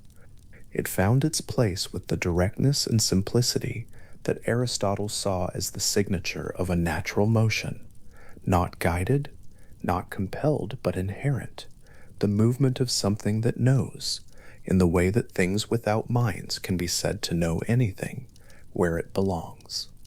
The water above it resettles. The rings reach the edge of the pool and are absorbed. What remains is the stillness the stone has arrived at, the stillness of a thing in its natural place, and for a moment the entire surface is a diagram of Aristotelian cosmology. The center where the heavy thing rests, the rings of lighter elements arranged around it, the motion that brought the stone to rest, not ongoing now, but spent, resolved, complete. The sublunary world is the world of things, looking for their places and finding them and losing them again. A flame rises and dissipates, rain falls and soaks into the earth. The wind moves air from one region to another, and then the air settles again into its proper zone. All of this is rectilinear motion, motion that goes from one point toward another, that has a beginning and an end, that spends itself in reaching its destination. This is the kind of motion that characterizes the lower world, the kind of motion that belongs to things that can change, that are not yet fully themselves, or have been displaced from themselves by force or circumstance. It is purposive motion, directed toward a goal, but it is also transient motion, motion that stops when the goal is reached. Above the moon, the motion is entirely different, not because there is no purpose, but because the purpose has a different character. The celestial bodies do not have a place they are trying to reach. They are not falling toward a center or rising toward a boundary. They are moving in circles, continuously, without beginning or end, the same arc traced again and again with a patience and regularity that belongs to no earthly motion. A wheel can spin without stopping, but a wheel slows, a wheel wears, a wheel requires a mechanism to keep it turning. The celestial spheres require nothing of that kind. They have been turning since before the existence of anything that could observe them, and nothing in their composition suggests they will stop. Their motion is eternal circular motion, which Aristotle regarded as the most perfect form of motion possible, not because he found circles aesthetically pleasing, though perhaps he did, but because circular motion is the only motion that has no reversal, no terminus, no moment at which the moving thing must stop, turn back, or change direction. Think of a runner on a straight path. The runner must stop at the end of the path or turn back. The motion is interrupted. It has a beginning, a direction, and an ending point. And the ending is in some sense a defeat. The motion cannot continue without changing its nature. Now, think of a ring. A point moving around a ring traces a path that never ends, never reverses, never reaches a destination it must pass through before continuing. It can go on indefinitely without contradiction. This is why Aristotle placed circular motion at the top of a hierarchy, not of all motions, which he acknowledged were all real, but of perfection among motions, of the kind of movement that is most adequate to the nature of things that do not change, that are not on the way to becoming something else, that have arrived at what they are and will remain there. The celestial spheres were composed of a substance entirely unlike the four sublunary elements. Aristotle called it aether, the fifth element, though it was less an element in the familiar sense than a category of being. Aether was ungenerated. It had never come into existence out of something prior, had never been made from something else, had not been assembled from parts or composed from a substrate. It was indestructible in the same sense, not subject to the dissolution and recombination that characterized everything below the moon.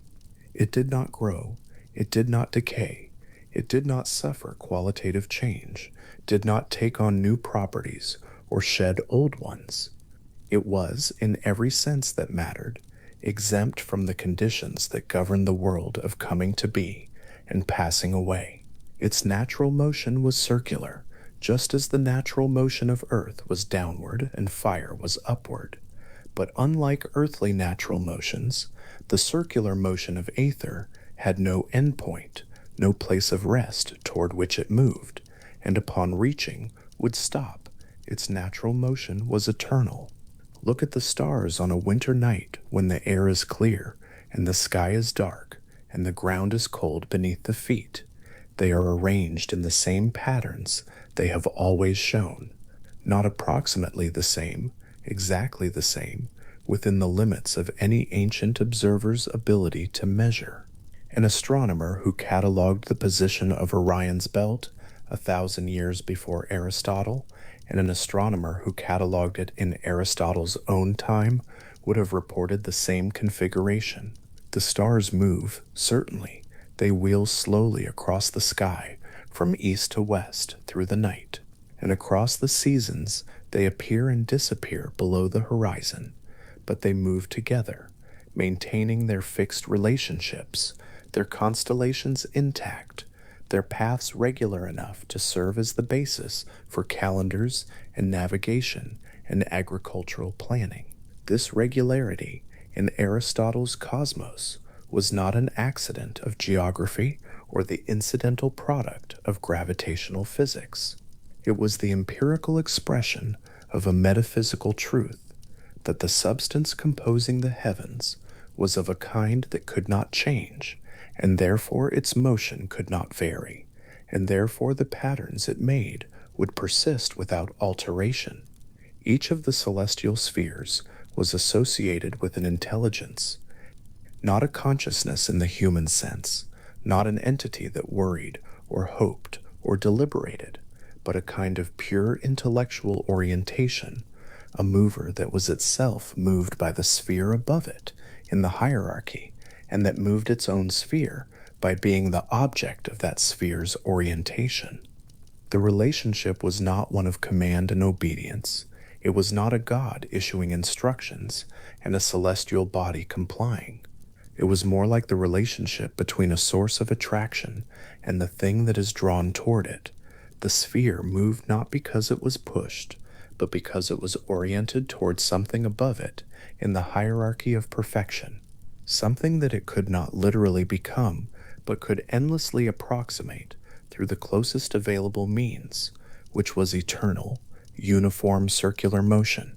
This is the structure that Aristotle built, a hierarchy of movers nested within each other like rings inside rings, each level animated by something above it, each celestial sphere in a state of perpetual loving orientation toward a perfection it approaches but never reaches. The outermost sphere, the one that carries the fixed stars in their nightly revolution, was the sphere most immediately in relation with the primary mover, the first and only truly unmoved source of all the motion that flowed downward through the hierarchy. Below the fixed stars came the spheres of the planets, each with its own intelligence, each moving in its own way, each taking its motion from the nested relationships above it. And below all of these spheres, at the center of everything, was the earth, not honored by this position, but simply placed there by the nature of its element, which is heaviest, and whose natural place is the center of all things. A raindrop begins its fall from a dark cloud over the hills east of Athens. It falls straight down, gathering speed, reaching the slope of a hillside, and breaking apart on impact into smaller drops that roll and gather into a stream. The stream flows downward, following the gradient of the terrain, joining other streams, moving always toward lower ground, always toward the center of the earth. Nothing in this motion is random. Nothing in it is arbitrary. The drop goes where its nature takes it, where the composition of its element directs it, and it rests when it has reached the place its element belongs.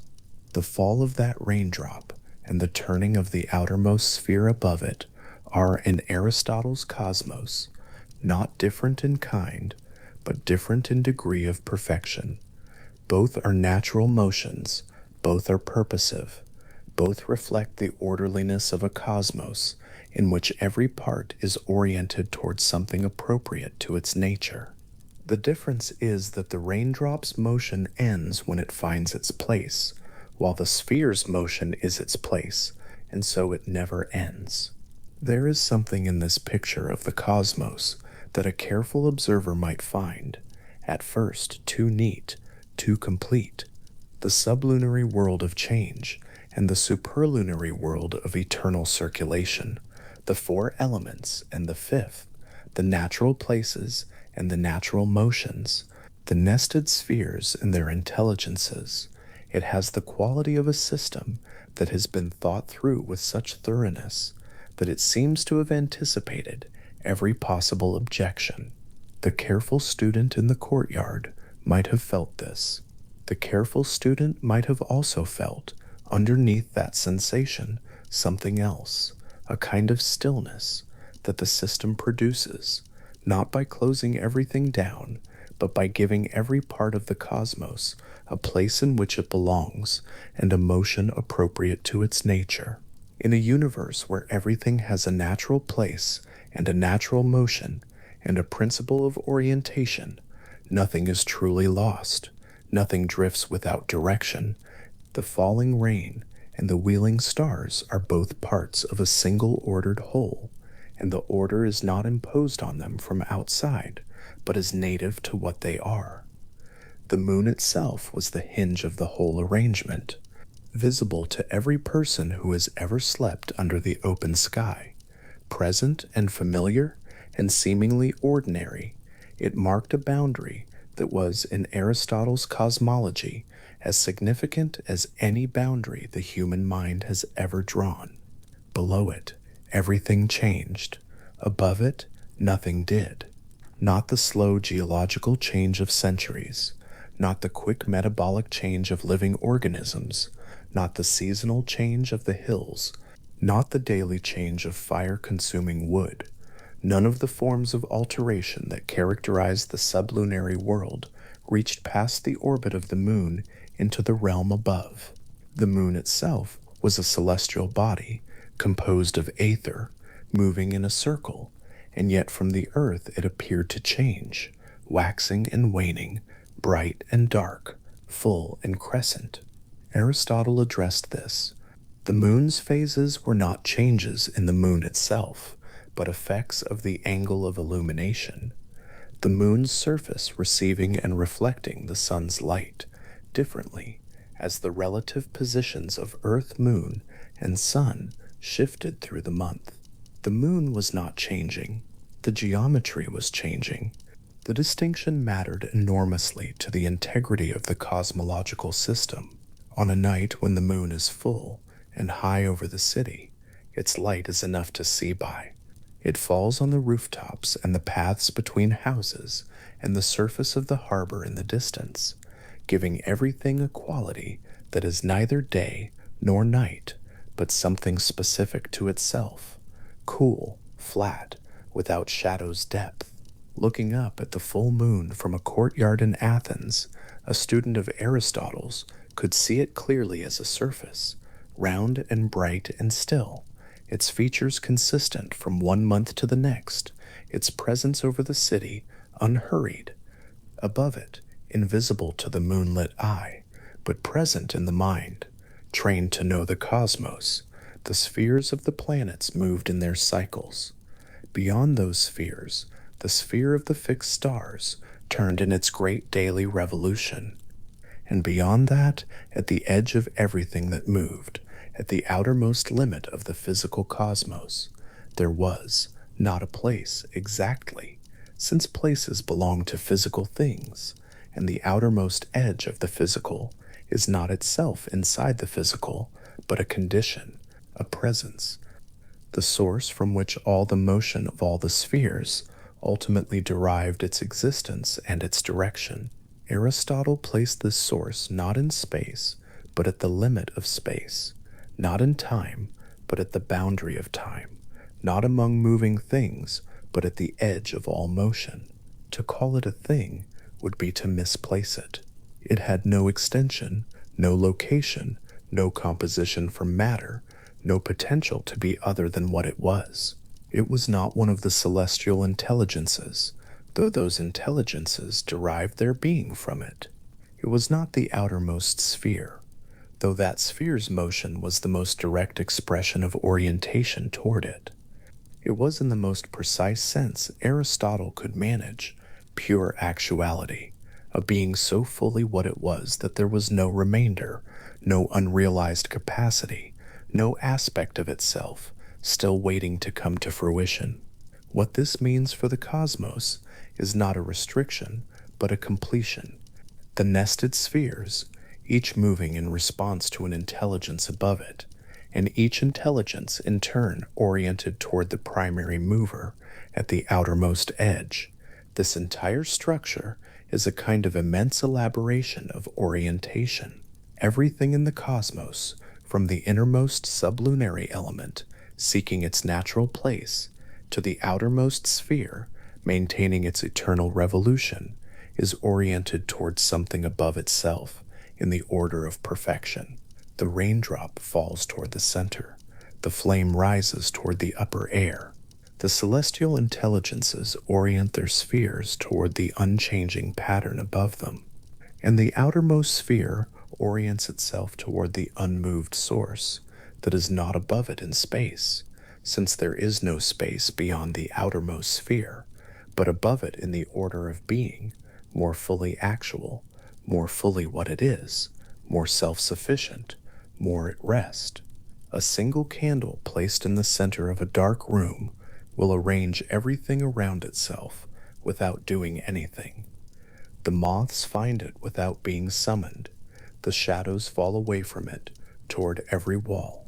The attention of anyone who enters the room is drawn to it first, before any other detail, because it is the most present thing there, the most fully itself, the most luminous, the most sufficient in what it is. The candle does not reach out to the moths. It does not push the shadows.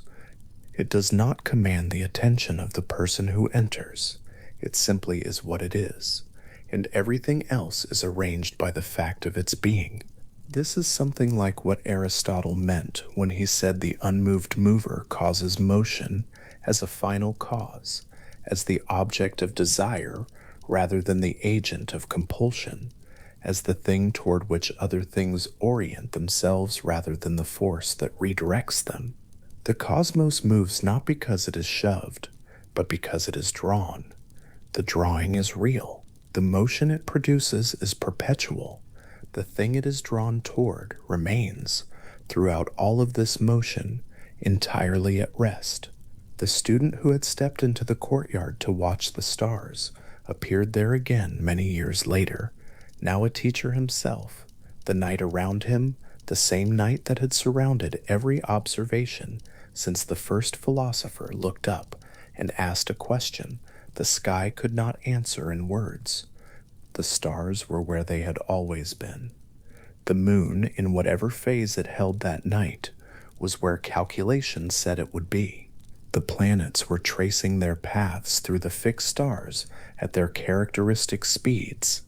Everything was as it had been and would be, and underneath all of it, grounding all of it, making all of it possible, not by assembling it or sustaining it through continuous effort, but simply by being what it was, the source that did not move, toward which all of this turning was, in the most fundamental sense, addressed. The picture of the cosmos Aristotle built was one in which everything belonged, not in a sentimental sense, not the belonging of a child welcomed home, but in a structural sense, the belonging of a part to a whole that has been designed with sufficient intelligence to have a place for every part. The sublunary elements belonged in their natural zones. The celestial bodies belonged in their spheres. The intelligences associated with each sphere belonged to the level of the hierarchy appropriate to their degree of actualization, and the whole arrangement, all of it, belonged to the orientation it maintained toward the unmoved source at its outermost boundary. The way a river belongs to the direction it flows, even though it never reaches the ocean it is flowing toward. To stand inside this cosmos, even in imagination, is to feel a particular kind of quietness, not the quietness of absence or emptiness, not the quietness of a room where nothing is happening, but the quietness of a system so ordered that its order can be heard. The way a very large building has its own quality of silence, the silence of its proportions, the silence of stone, arranged with sufficient care that the arrangement becomes audible as an absence of discord. In Aristotle's cosmos, everything is in its place. Everything is moving in the way appropriate to its nature. Everything is oriented towards something above it in the order of perfection. The orientation itself is not a striving in the anguished sense. It is more like the orientation of a compass needle, which does not suffer from pointing north, but simply does what its nature requires, continuously and without complaint. The four elements moved through their sublunary world in the ways their natures demanded. Earth and water settled toward the center. Air and fire sought the upper regions. Things came into being when the elements combined in proportions that allowed a new form to organize them, and they passed away when those proportions dissolved and the elements drifted back toward their natural zones, to be taken up again by other forms in other combinations. This endless cycle of generation and corruption was not a flaw in the sublunary world. It was what the sublunary world was. Change was the character of that world, the signature of its zone of existence, just as unchanging revolution was the character of the celestial world above the moon. A tree grows from a seed. The seed contains within it, in Aristotle's understanding, the form of the tree it will become, not the fully developed tree, not the completed oak, but the organizing principle that will direct the matter of the seed, and then the matter it absorbs from soil and water and air toward the realization of the oak's complete form. The tree grows. It reaches its maturity. For a time it is fully what it is, the form of oak completely actualized in this particular trunk, in these particular branches, in this particular system of roots, drawing water from this particular hillside. Then it begins to age. The process that brought it into its fullness begins, slowly to reverse. The matter that had been organized into oak begins to lose the grip of that organization. The tree dies and falls, and the wood gradually returns to the elements that composed it. The elements move back toward their natural places, and the cycle continues, other seeds taking up the work, other forms organizing other matter into other individuals that will reach their fullness and pass away. In the superlunary world, nothing of this happens. Aether does not combine with other elements to produce temporary forms that then dissolve. A celestial body does not grow from a smaller state to a larger one and then decline. The spheres do not age. The motion they perform does not wear them down or change their composition or bring them closer to any ending. They have been performing this motion since time, in any meaningful sense, began, which is to say, they have always been performing it, since Aristotle's universe has no temporal beginning, only the eternal now of a cosmos that has always already been. The regularity the student saw from the courtyard, the predictability that allowed astronomers to calculate future positions of stars from observations of past ones, this was not a lucky consistency. It was the expression of Aether's nature, which was simply incapable of the alteration that would have introduced variation. Stars arranged in a winter sky, Orion tilted above the southern horizon in the cold, the belt of three bright stars perfectly aligned, exactly where they would have been for any observer in any century of recorded human attention to the heavens. Below them, somewhere invisible to the unaided eye, the planets moving at their own rates through the fixed stars. Below the planets, the moon in its phase. Below the moon, the world of things that come into being and pass away. The city, the courtyard, the man or woman who has stepped outside into the cold night air to look up. All of it held together by the structure Aristotle had spent decades thinking through. All of it, from the stone at the Earth's center to the outermost sphere, in its eternal revolution, arranged around the same orienting principle, drawn toward the same unmoving source. This is a cosmos in which the very act of being part of it is a kind of belonging, not because every part is happy in it, not because the sublunary world of generation and corruption is painless, or the celestial spheres are aware of their own beauty. Aristotle was not making claims of that kind. He was making a structural claim that the universe is arranged in a way that has a logic. that the logic runs all the way through from the smallest earthly motion to the grandest celestial revolution, and that the logic is grounded in something that is itself entirely beyond arrangement, entirely beyond revision, entirely sufficient in itself, without requiring the cosmos to be anything other than what it already is. The student in the courtyard finishes looking at the stars. The night is cold, finishes looking at the stars. The city is quiet around the Lyceum, most of its inhabitants already asleep, the lamps extinguished in the houses, the streets empty in the way streets go empty when the day's business has been concluded and the next day's has not yet begun. The student goes back inside. The stars continue their motion above the roof. They do not pause because the observation has ended. They do not slow because no one is watching.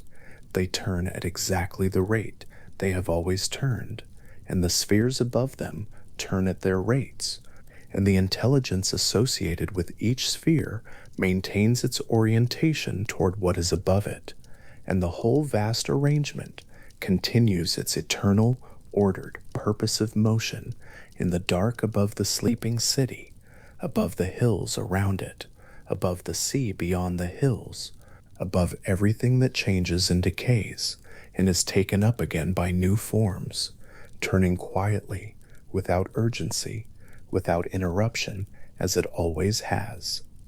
The cosmos Aristotle described is not a cosmos that asks anything of the person who inhabits it. It does not require belief. It does not demand allegiance. It simply continues to be what it is, ordered and layered and oriented, every part in its proper zone, every motion suited to the nature of what moves. To rest in this cosmos, even in imagination, is to be held by something larger than any single life, not held tenderly, not held the way a parent holds a child, but held the way the structure of a very large and very old building holds everything within it, present and sufficient, and in no danger of collapse. The proportions working the way they were always going to work, the stone doing what stone does, the whole arrangement maintaining its form through the night and through every night before it and through every night still to come, the stars overhead tracing their patient, unvarying arcs in the dark, the same arcs they will trace when the courtyard below them is empty, and the Lyceum is silent, and the city has long since gone to sleep. Thales was standing at the water's edge before philosophy had a name for what he was doing. The Aegean coast in the early 6th century before the Common Era would have looked in its essential lines the way it looks now, the gray-green water catching light in the way all moving water does, always slightly different from one moment to the next, and always recognizably the same thing, the low sound of it running under every other sound the morning carried. He had no school behind him. He had no tradition of inquiry to draw from, no library, no predecessor who had tried what he was trying. What he had was the water, and the long attentive habit of watching it, and the particular kind of question that had begun to form in him, the way questions form only in people who spend unhurried time in front of the world. The question was not, by that morning, fully articulate. It had the shape of a feeling before it had the shape of a claim. Something like, beneath all of this, beneath the fish and the salt and the light on the surface, and the sand and the stone of the shore itself, is there one thing? Is there a single material from which all other materials are made? And if there is, what is it? The answer Thales eventually gave was wrong, in the way that first answers to very large questions tend to be wrong, not because the question was mistaken, but because the conceptual tools required to answer it properly had not yet been made. He said the first principle of all things was water. He meant something serious by this. He had watched the way moisture was present in everything living, the way seeds needed water to generate, the way the earth itself seemed to float on something. The answer was an observation, dressed up as a metaphysics, which is what the first attempts at metaphysics tend to be. But the question underneath the answer, the question of what is the origin of all things, what is the principle without a prior principle, what is the ground of the ground, that question was not wrong. That question would take more than 200 years to find the form in which Aristotle would answer it, and it has not stopped turning since. Anaximander, who came after Thales and may have learned directly from him, looked at the same question and found the answer his teacher had given insufficient. Water was still a thing, still particular, still one element among others. Whatever is truly first cannot itself be made of anything else, cannot itself be one element among many. Since then, the question simply steps back one level and asks where the elements came from. What is first? Anaximander argued, must be the boundless, the asterisk apeiron asterisk, something without limit, without determinate nature, without edge, not any particular thing, but the inexhaustible source from which all particular things emerge and to which they return. It cannot be seen, because seeing requires determinate qualities, and the asterisk apeiron asterisk has none. It can only be inferred from the fact that something must stand behind what we can see, something patient and without boundary that holds the particular world the way still water holds a reflection. Anaximenes followed and proposed air, invisible, all-pervasive, constituting all things by degrees of condensation and rarefaction.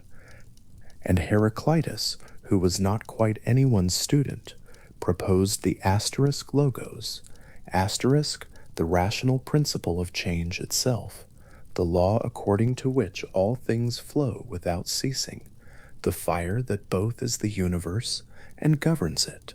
Each proposal was a refinement, an attempt to answer the same question with a sharper instrument. Each one got something right and left something out. What they shared was the conviction that behind the plurality of things there is a unity, behind the multiplicity of changes there is a principle, behind the motion there is something that accounts for the motion without simply adding another motion before it. This was the question Aristotle inherited, and the shape of the question had been pressing toward his answer, the way a river presses toward its confluence, not because the answer was inevitable, not because each thinker was building toward what he would find, but because the question itself had a structure that demanded a particular kind of response once its full depth was felt. The question had been sharpened by 2 centuries of use. By the time Aristotle arrived at it, it had become precise enough to cut. He asked not merely what the first substance was, but what the first cause of motion was, and whether such a cause could itself be in motion, and what would remain if it were not. The answer he found, that the first cause of all motion must itself be unmoved, must be pure actuality without potentiality, must cause not by pushing, but by being the object toward which all things are drawn, was not something he discovered by looking at the water. It was something he found by following the question all the way to the place where the logic would not let him go any further, and there, at that place, finding something very still. Anaxagoras of Clazomene had come close, in a way that Aristotle found both admirable and frustrating.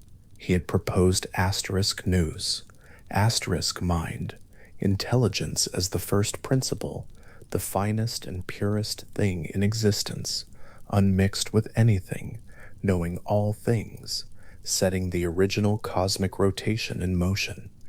Aristotle praised him for this in his first book of the Metaphysics, calling him like a sober man among the intoxicated, the one thinker who had reached for something genuinely adequate to the scale of the question. But Aristotle also found him careless. Anaxagoras had introduced mind, as the cause of things, and then had largely left it unused, reaching for it only when material explanations failed, invoking it as a last resort rather than making it the systematic foundation of everything. He had seen what was needed, and then had not quite done what seeing it required.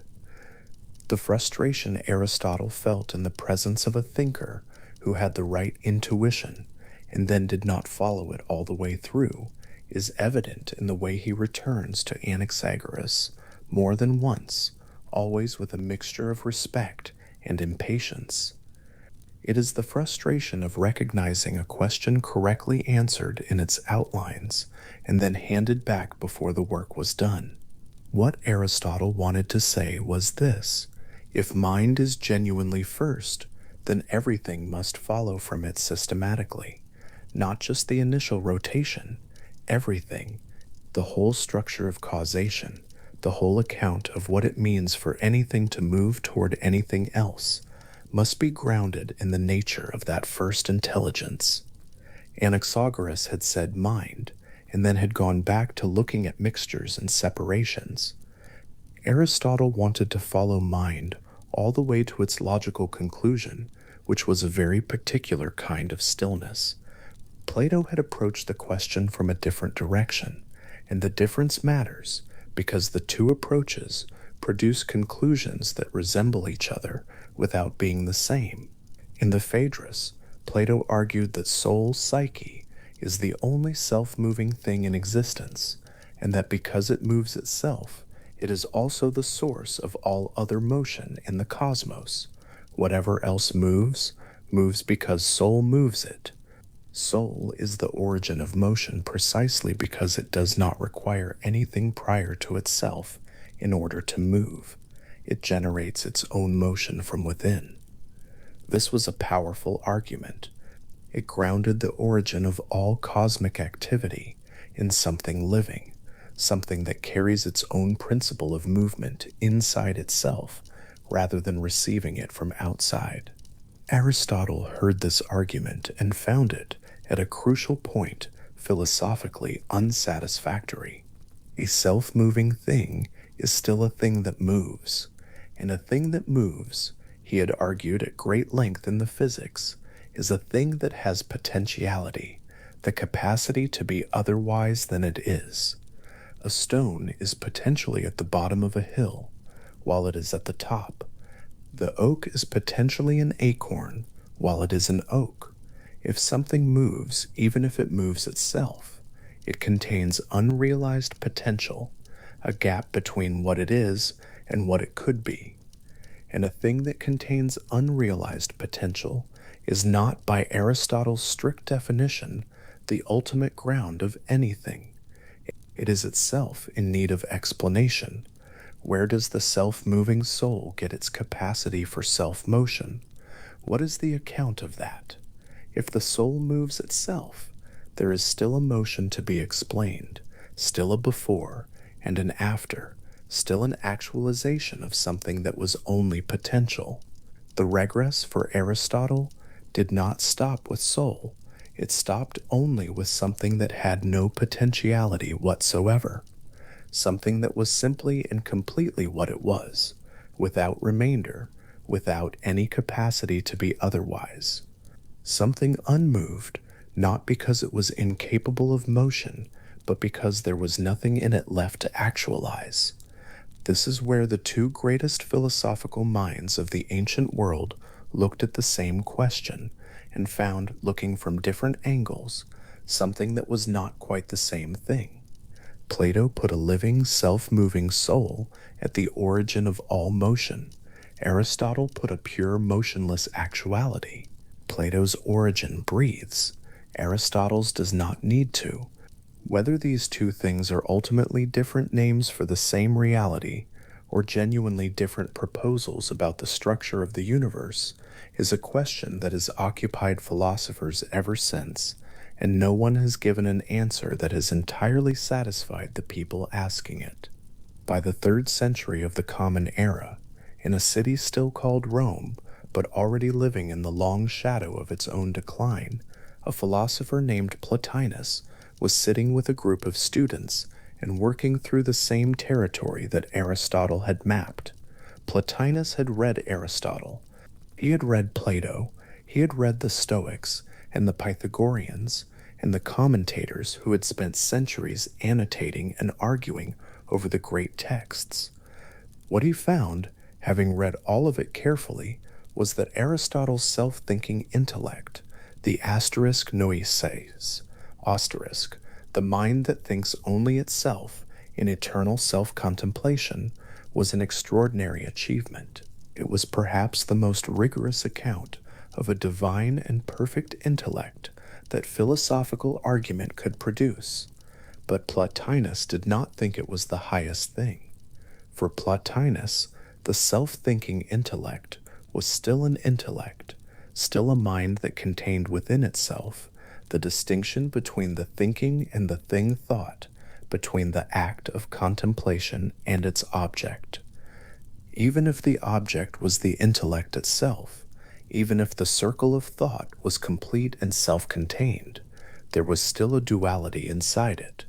A genuinely ultimate principle, he argued, must be beyond all duality, beyond all distinction, beyond even the distinction between thought and its object.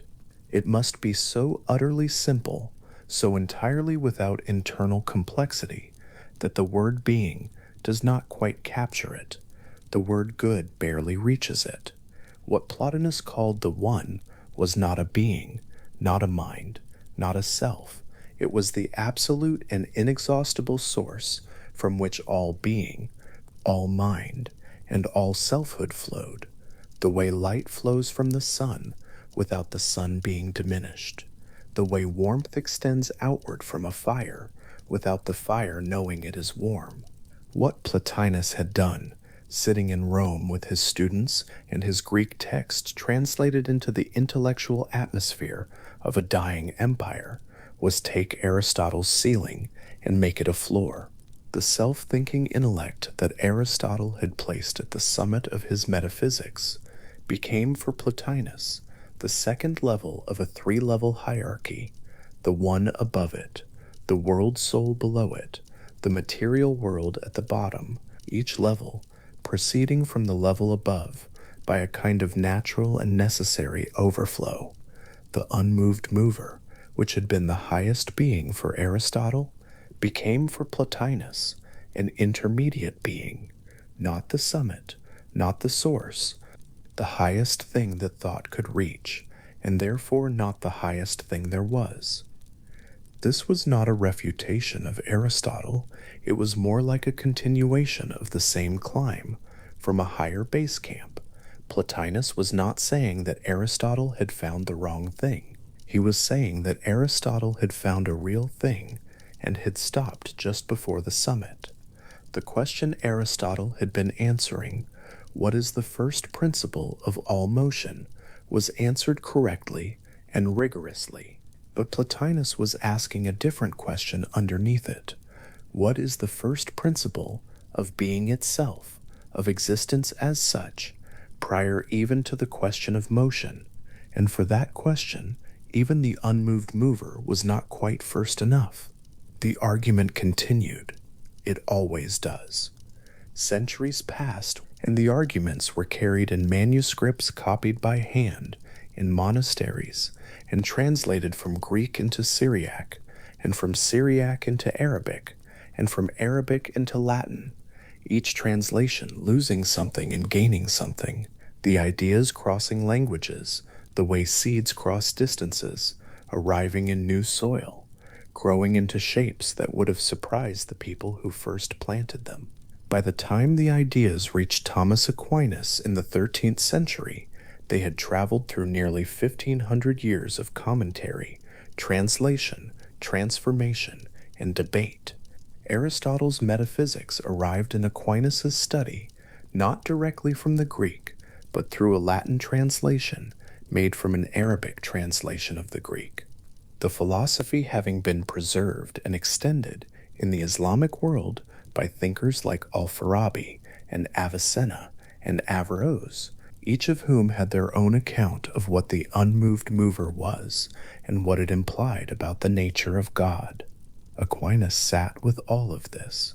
He was a man of enormous patience and equally enormous intellectual appetite, and he believed with complete seriousness that the philosophical arguments of the ancient Greeks and the theological claims of the Christian tradition were not in fundamental conflict, but were reaching for the same reality from different directions, one by reason, one by revelation.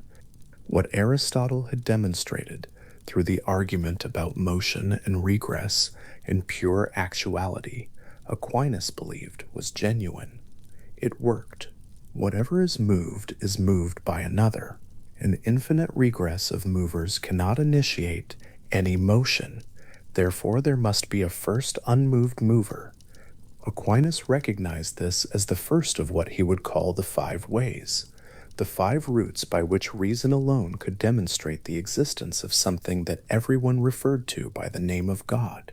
But Aquinas was also careful, and his carefulness on this point deserves to be heard clearly. He knew that what Aristotle's argument demonstrated was an unmoved mover, a first cause of all motion, a pure actuality, a being that was not itself in any potentiality.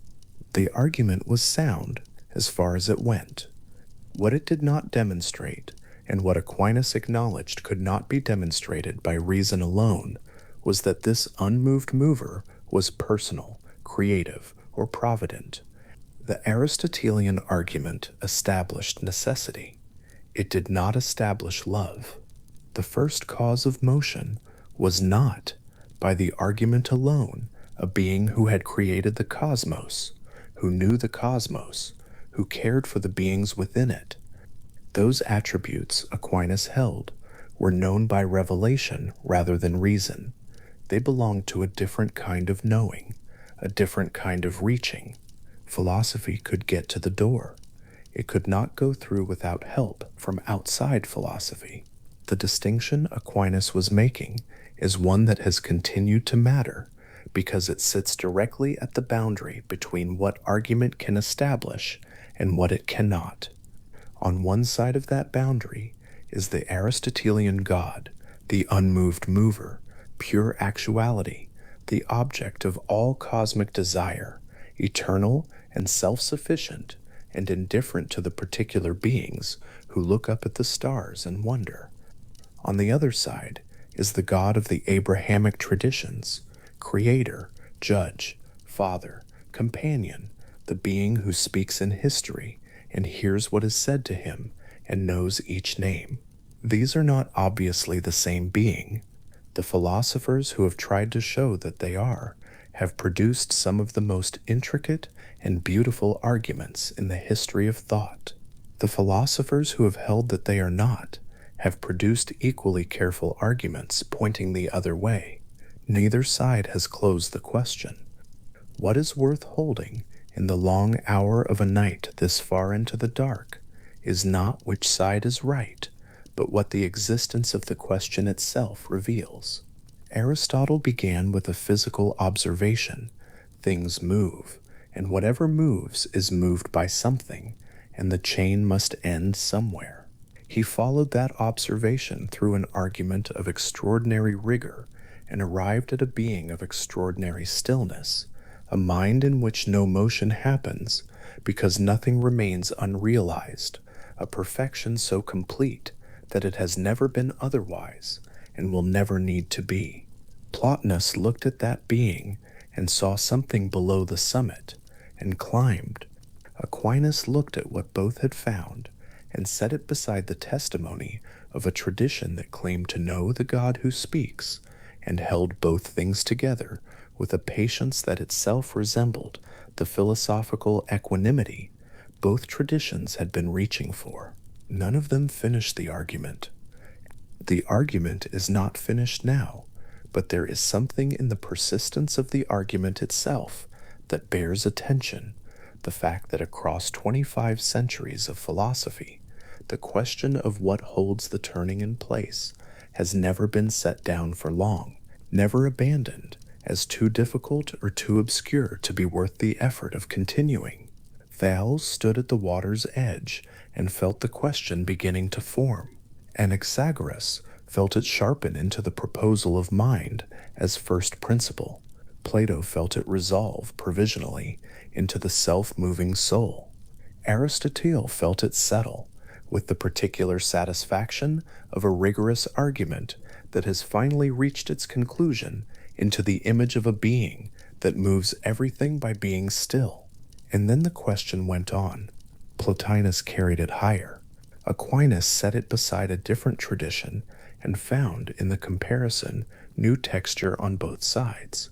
And the philosophers who came after, in Arabic and Hebrew and Latin, and eventually in every language that has developed a tradition of careful, sustained thinking, have continued to carry it forward, not because they believe it will one day be answered in a way that forecloses further inquiry, but because the carrying itself is where the thinking lives. There is a quality that each of these thinkers shares across all the distances of time and language and tradition that is worth noticing. Each of them looked at the question of the first cause and found, in the looking, a specific kind of calm, not the calm of a problem solved and set aside, not the calm of a mind that has stopped caring about the difficulty, the calm of a mind that has followed an argument as far as it can go and has arrived at something it cannot reduce further, something that simply is, that requires no prior explanation, that stands at the limit of what thought can reach and does not pretend to be beyond it. Aristotle sat in the Lyceum late in his life and wrote about the divine intellect with the quiet precision of a man who was not claiming to have captured it, but to have gotten close enough to describe the shape of the approach. Platon wrote with the awareness that the one was beyond his writing, that every word he used was a concession to the limits of language. Aquinas wrote with the awareness that reason had its ceiling, and that the ceiling was real, not a deficiency. The question itself has this quality too. It does not press. It does not demand an answer by morning. It has been resting with the philosophers for a very long time, and they have found that resting with it, allowing it to remain open, inhabiting the space of genuine uncertainty, without either resolving it prematurely or fleeing from it, is itself a kind of philosophical achievement. The ancient Stoics called something like this ataraxia, freedom from agitation, the specific equanimity that comes from having sat honestly with hard questions long enough to find them, in their difficulty, livable. Aristotle did not use that word, but there is something recognizable to it in the way he describes the divine intellect, not as a blazing noon brightness that overwhelms the eye, but as a condition of complete self-possession, a stillness that is not the absence of activity, but its fullest expression, a sufficiency that needs nothing outside itself, and is not diminished by the needing of nothing, standing in the dark on a clear night, away from the lights of any city, watching the stars cross slowly from east to west, in the long arc they trace across every night they have ever traced it, the same stars that crossed above Thales and above Anaxagoras and above the walkways of the Lyceum, where Aristotle moved and thought and moved again. There is something that happens in the watching that the philosophy is reaching for and has never quite captured in words, and knows it is never quite captured, and goes on reaching. The stars do not know they are being watched. The question does not know it is being asked. The asking and the watching are what the human side of the arrangement contributes. The attention, the patience, the refusal to look away before the looking has given what the looking has to give. Aristotle thought the outermost sphere of the cosmos was moved by its orientation toward the unmoved mover, that the vast transparent shell of aether beyond all the planets rotated in perfect and unceasing circles, because it was, in whatever way an enormous and impersonal thing can be said to desire anything, drawn toward the perfection it could never become. It turned because something still was drawing it. The turning was not a pushing, it was a reaching. Every sphere inside the outermost sphere was caught in the same orientation, each moved by its own intelligence directed toward a perfection above it, each approximating through its eternal circular motion the immutability it could not itself possess. The whole cosmos, in Aristotle's imagination, was arranged like a set of nested longings, each level of existence oriented toward the level above, the whole immense structure turning and turning in the dark toward something that was not itself turning. What the philosophers who followed him did, each in their own way, was extend that image inward, finding in the human mind something that participated, however faintly and intermittently, in the same orientation. Plotinus argued that the human soul contains, at its deepest level, something that has never fully left the one, a trace of origin that draws the soul upward in the same way the celestial spheres are drawn outward, the movement not spatial, but a movement of attention and recognition, a remembering of what the soul already is beneath everything that has been added to it. Aquinas, in a different idiom, argued that the human intellect was ordered toward truth the way the eye is ordered toward light, not by choice, but by nature, by the kind of thing it is, by its asterisk, telos, asterisk. The wanting to know was not incidental to human existence. It was one of the central facts of it.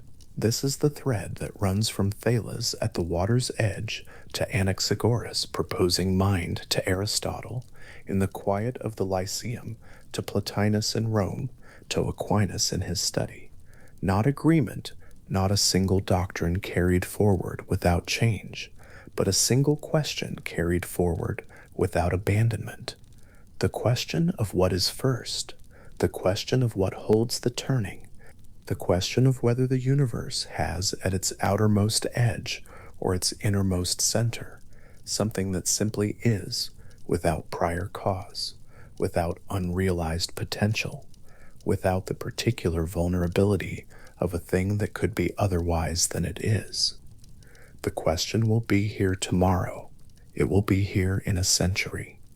The stars above will continue their slow crossing, tracing the same arcs they traced above every philosopher who looked up at them and felt the question forming, the question that begins with the water and the stone and the weight of the air, and ends, if it ends anywhere, in a stillness that the words can point toward but cannot enter. The philosophers have been pointing for a long time. They point with patience. They point from the shore, not from the place they are pointing at, and they know the difference, and the knowing of the difference is itself perhaps the nearest they get. Anaxagoras was exiled for his insistence that a mind ran through everything. He went without complaint, or so the stories say.